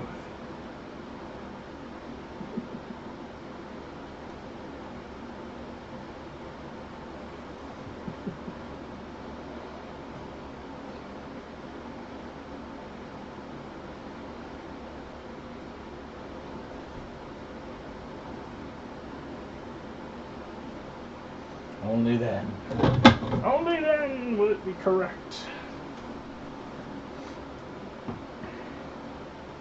Man, you know what we should do to compliment those teeth? Give them crazy eyeballs.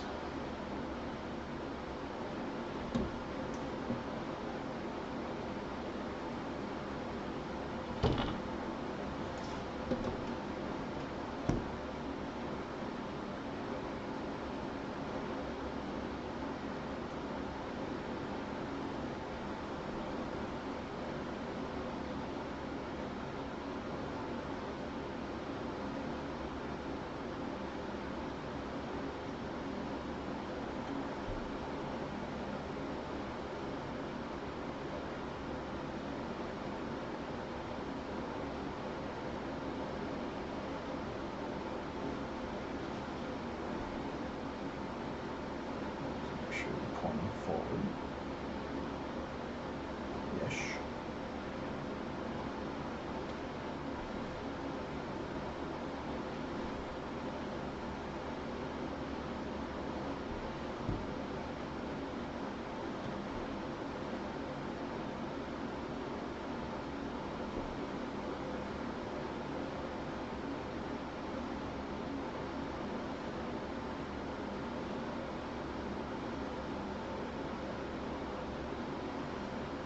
Gonna be called Crazy Eyes.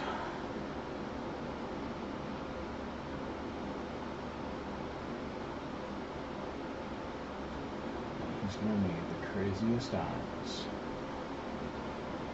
in the history of ever.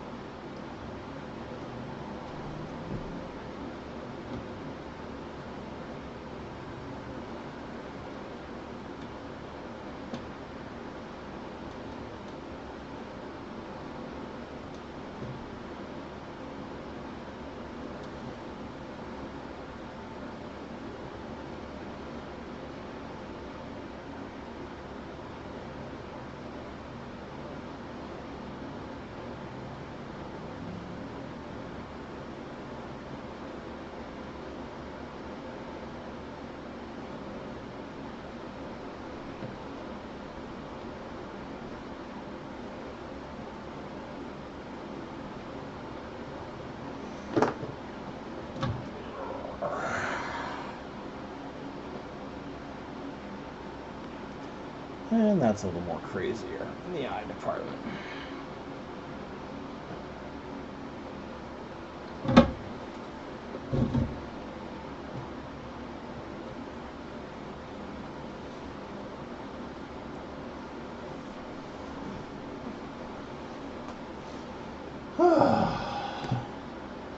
Good. That leaves us with less clay to worry about.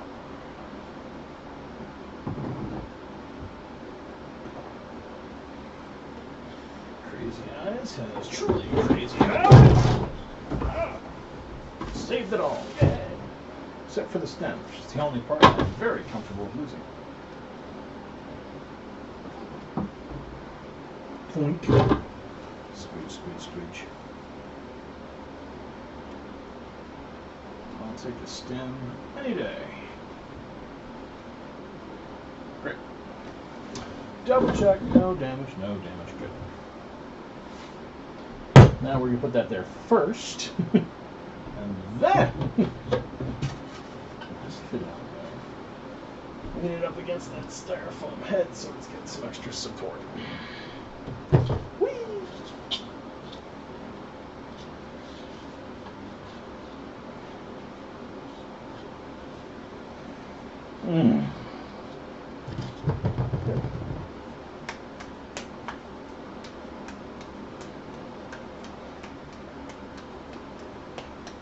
Good luck with that, Bruce.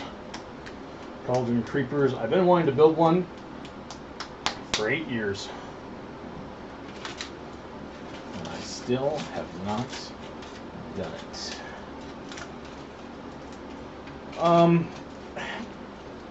I'm doing a stem lazily. Because I don't want these guys to have fancy stems. I don't think there's a need for it. I don't like putting the time in for it. To do a stem right, you put a wire, you wrap it in paper, you do it right. When you've made a bunch of pumpkins and the stem is one of your least favorite parts, what stopped me is the lack of an excellent tutorial. I have the motors for it, I just needed the time and the space, because before my house I was in a tiny apartment. It's just like I'd have to set this thing up in here, I'd have to store it in here. Ugh. So between storage, time and space, and just the amount of stuff that could go wrong on the project, you know, it's one of those ones stopping at the bottom of the mountain, looking at the top, going, oh my god, so much. When in fact it's not that bad. All you need to do is get your ass and get to it. Get your butt in gear. May as well wrap this up in some plastic too. Same reason dieting and exercise are rough to happen. You stand at the bottom of the mountain looking up going, ugh. When in fact all you need to do is put one foot in front of the other and take a step every day, and eventually you'll get there. But at the bottom of the mountain, the mountain looks very tall. And it's very daunting. Linda, if you go online to Google and just type in Cauldron Creeper, you'll see it. They're incredibly cool. Actually, do it in YouTube. Because if you do it online, you'll see a static. And the whole point of Cauldron Creeper is to be a prop in motion. Alright, good. My UVs looking. Oh, that's a fun camera effect. Let's put this up here where it can't get as dusty. Excellent. Excellent. So that's all set. That can be tossed out. And we have got lots of work done for the evening. Stems all set for that one. It's going to be very tall and weird, but whatever. I should totally bend it. I'm not going to bend it. Nope. Nope. We'll find something crazy fun to do with that extra space. Alright. Otherwise, my lovelies, thank you so much for hanging out with me once again, keeping me sane. Hi, Madge. Cat, what are you doing? Meow. Good girl. Hi, yes. Yes, mark me up. That's what you do. And it's about time to roll on. Definitely because the cat looks hungry. She's wondering where her dry cat food is. See if we can get her up on screen. Hi, girl. Come over here. Come way over here. Come suspiciously far over here. Yep, suspiciously far over here. Come here. Oh yeah. Good girl. Scoop. Scoop. No, scoop attempt failed. Sorry, we won't be able to get her on camera. But she is still right here. That's nice. Normally when we have a failed cat scoop attempt, she bolts for the hills. Because she knows that Dad wanted to scoop her. Let's make a second attempt. I don't think she's going to fall for it. Oh, yeah. Yep, come suspiciously far over. Hi. Hi. Oh, no. She's getting too good at that. Okay. Well, once again, thank you all for watching with me tonight. And we will catch you next time. These guys are getting almost done. We'll probably just add one more extension to the stems, witchwood them, and start painting. And by then, that other guy should be all set. So have an excellent evening, everybody. Stay spooky, and we'll catch you later.